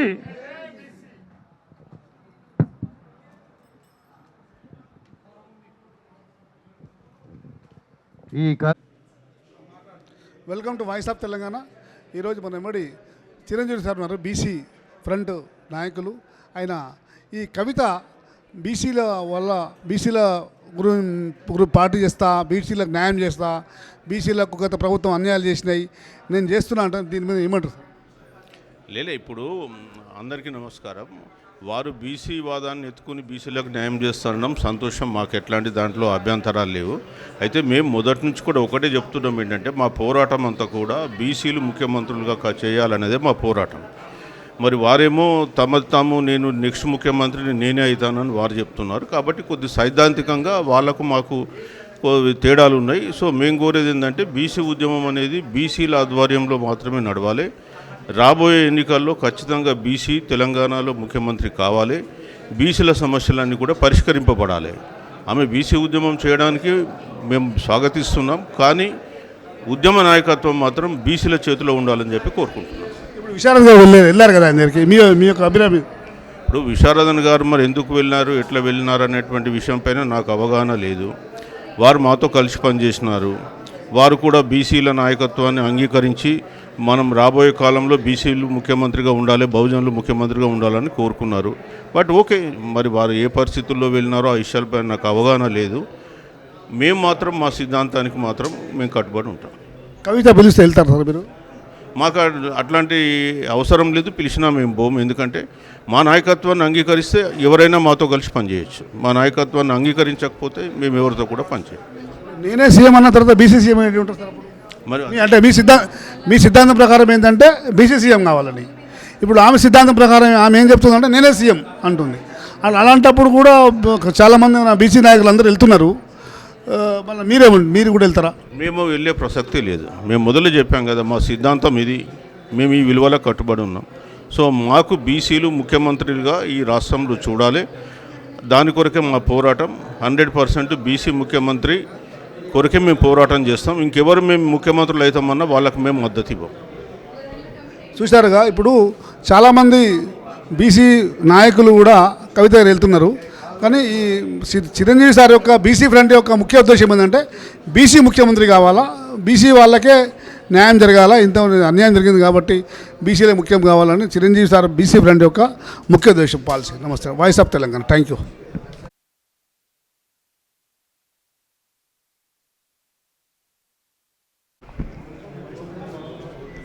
Welcome to voice of Telangana. Keerthilatha garu ఉన్నారు ఇక్కడ, బీసీ మహిళా ఫ్రంట్ ఆమె. ఈ బీసీ బిల్లు గురించి ఆమె మాట్లాడతారు. చెప్పండి, బీసీ మహిళా గురించి ఏం చెప్పాలనుకుంటారు మీరు? ఈరోజు యాక్చువల్గా కాంగ్రెస్ పార్టీ ఏదైతే 42% రిజర్వేషన్ బీసీలకు ఇస్తానని చెప్పి అబద్ధపు హామీలు ఇచ్చి ఇప్పుడు గెలిచిన తర్వాత బీసీలను చిన్నచూపు చూస్తున్న ధోరణి కనిపిస్తూనే ఉంది. ఎందుకంటే 42% ఇస్తానని చెప్పి జనగణన అని ఇదని అదని మభ్యపెట్టి ఏది బయట పెట్టకుండా వాళ్ళు ఏదైతే చేయాలనుకుంటున్నారో అదే చేస్తూ బీసీలను మళ్ళీ మోసం చేస్తూ నడిపిస్తున్నారు. అందులో భాగంగా ఈరోజు బషీర్బాగ్ ప్రెస్ క్లబ్లో బీసీ ఇంటెలెక్చువల్ ఫోరం మరియు బీసీ పొలిటికల్ ఫ్రంట్ ఆధ్వర్యంలో ప్రెస్ మీట్ పెట్టడం జరిగింది. దానిలో ముఖ్యంగా ఒక ఒక మహిళగా నేను బీసీ బిల్లు గురించి మాట్లాడడం జరిగింది. బీసీ బిల్లు ఏదైతే ఇప్పుడు మనం 33% మహిళా బిల్లును సాధించుకున్నామో అది రాబోయే కాలంలో త్వరలో మనకి బిల్లు పెట్టబోతున్నారు. చాలా సంతోషకరమైన విషయం, స్వాగతించదగ్గ విషయం. కానీ దాంట్లో ఏదైతే మన స్వాతంత్రం వచ్చినప్పటి నుంచి కూడా బీసీ మహిళలు వేళ్ల మీద లెక్క పెట్టొచ్చు, ఒక్కరో ఇద్దరో తప్ప ఎవ్వరూ కూడా మన శాసనసభలో కానీ పార్లమెంట్లో కానీ వెళ్ళిన దాఖలాలు అసలు లేవు. అంటే బీసీ మహిళలు మరి శాసనసభకి వెళ్ళడానికి పనికిరారా, లేదంటే పార్లమెంట్కి వెళ్ళడానికి పనికిరారా, రాజ్యసభకి శాసన మండలికి వీటికి పనికిరారా, అంటే ఓన్లీ అగ్రవర్ణాల మహిళలే పనికొస్తారా?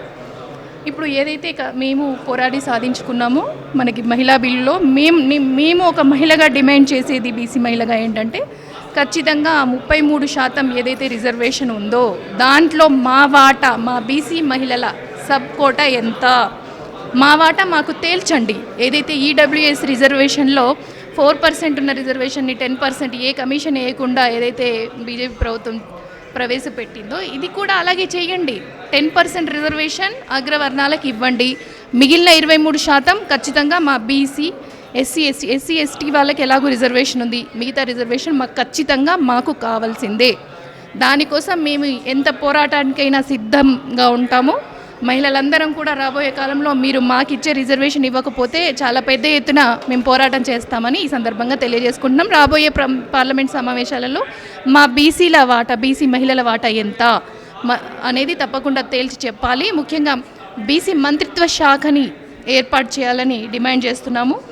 బీసీలకు ఇచ్చిన హామీలన్నీ నెరవేర్చడంలో ఎందుకు జాప్యం చేస్తున్నారు, ఎందుకు బీసీలను చిన్నచూపు చూస్తున్నారో కూడా ఖచ్చితంగా ఈ పార్లమెంట్ సెషన్లో మాట్లాడి ఏవైతే హామీలు ఇచ్చిండ్రో అవన్నీ కూడా నెరవేర్చాలని మేము డిమాండ్ చేస్తున్నాం. Thank you. Welcome to voice of Telangana. Bairi Shekhar అని ఉన్నారు, బీసీ ఫ్రంట్ నాయకులు. ఈయన బీసీల గురించి మాట్లాడుతూ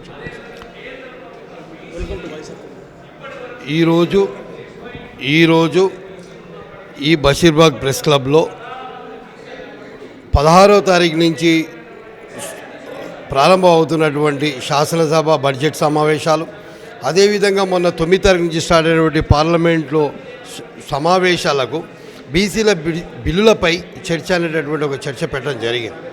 ముఖ్యంగా మిత్రులారా, ఈ కాంగ్రెస్ పార్టీ కానీ, బీజేపీ పార్టీ కానీ, బీఆర్ఎస్ పార్టీ కానీ, ఈ రాష్ట్రంలో 3 పార్టీలు రంగులు వేరు, జెండాలు వేరు, కానీ వాటి యొక్క స్వభావం మాత్రం ఒకటే. వాటి స్వభావము ఆధిపత్య దోపిడీ స్వభావము. వాటి స్వభావము ఎంతసేపు ఉన్న ఆధిపత్య వర్గాలు రాజకీయంగా ముందుకు రావాలి తప్ప బీసీ వర్గాలు ఇటు పరిస్థితుల్లో రిజర్వేషన్లు అయినా, రాజకీయ రిజర్వేషన్లు అయినా, ఆర్థికంగా బాగుపడదామన్నా కూడా ఈ వర్గాలకు మనసు అనేది ఒప్పుకోదు.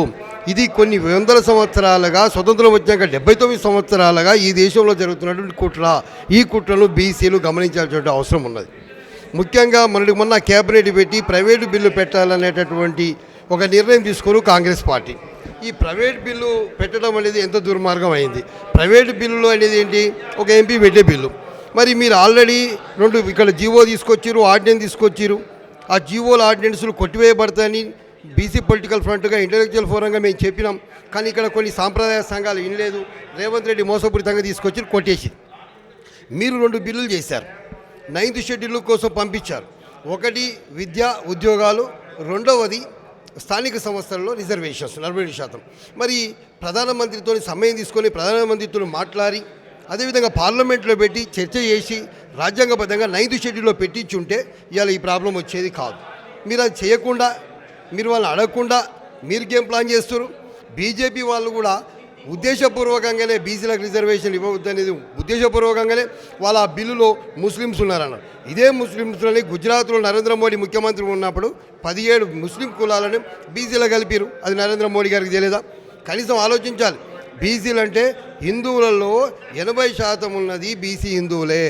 మీరు 10%, 15% ఉన్నటువంటి ఆధిపత్య వర్గ హిందువుల కోసం మీరు ఈడబ్ల్యూఎస్ రిజర్వేషన్ తీసుకొచ్చిన మీరు మరి 80% హిందువులు ఈ దేశంలో 50% ఉన్నటువంటి బీసీలు మరి రిజర్వేషన్లు బీసీలకు ఉండకూడదని మేము ప్రశ్నిస్తూ ఉన్నాం. అదేవిధంగా కంపల్సరీ బీజేపీ ఎంపీలు మాట్లాడాలి, కాంగ్రెస్ ఎంపీలు మాట్లాడాలి. ప్రైవేటు బిల్లు మద్దతు ఎందుకు ఉండదు అంటే ప్రైవేటు బిల్లుని వీళ్ళు ఎంపీలు పెడితే ప్రైవేటు బిల్లుకు తగు సమయం ఇవ్వరు. అదేవిధంగా ప్రైవేటు బిల్లుకు అంత ప్రాధాన్యత ఉండదు. కాబట్టిగా ప్రభుత్వమే లీడ్ తీసుకొని ఇక్కడ కాంగ్రెస్ అఖిలపక్షం పోయి ప్రధానమంత్రితో మాట్లాడి రాజ్యాంగంలో చట్టసవరణ చేసి తమిళనాడు 9th షెడ్యూల్లో పెట్టించాలనేది మా డిమాండ్. Thank you. నమస్తే.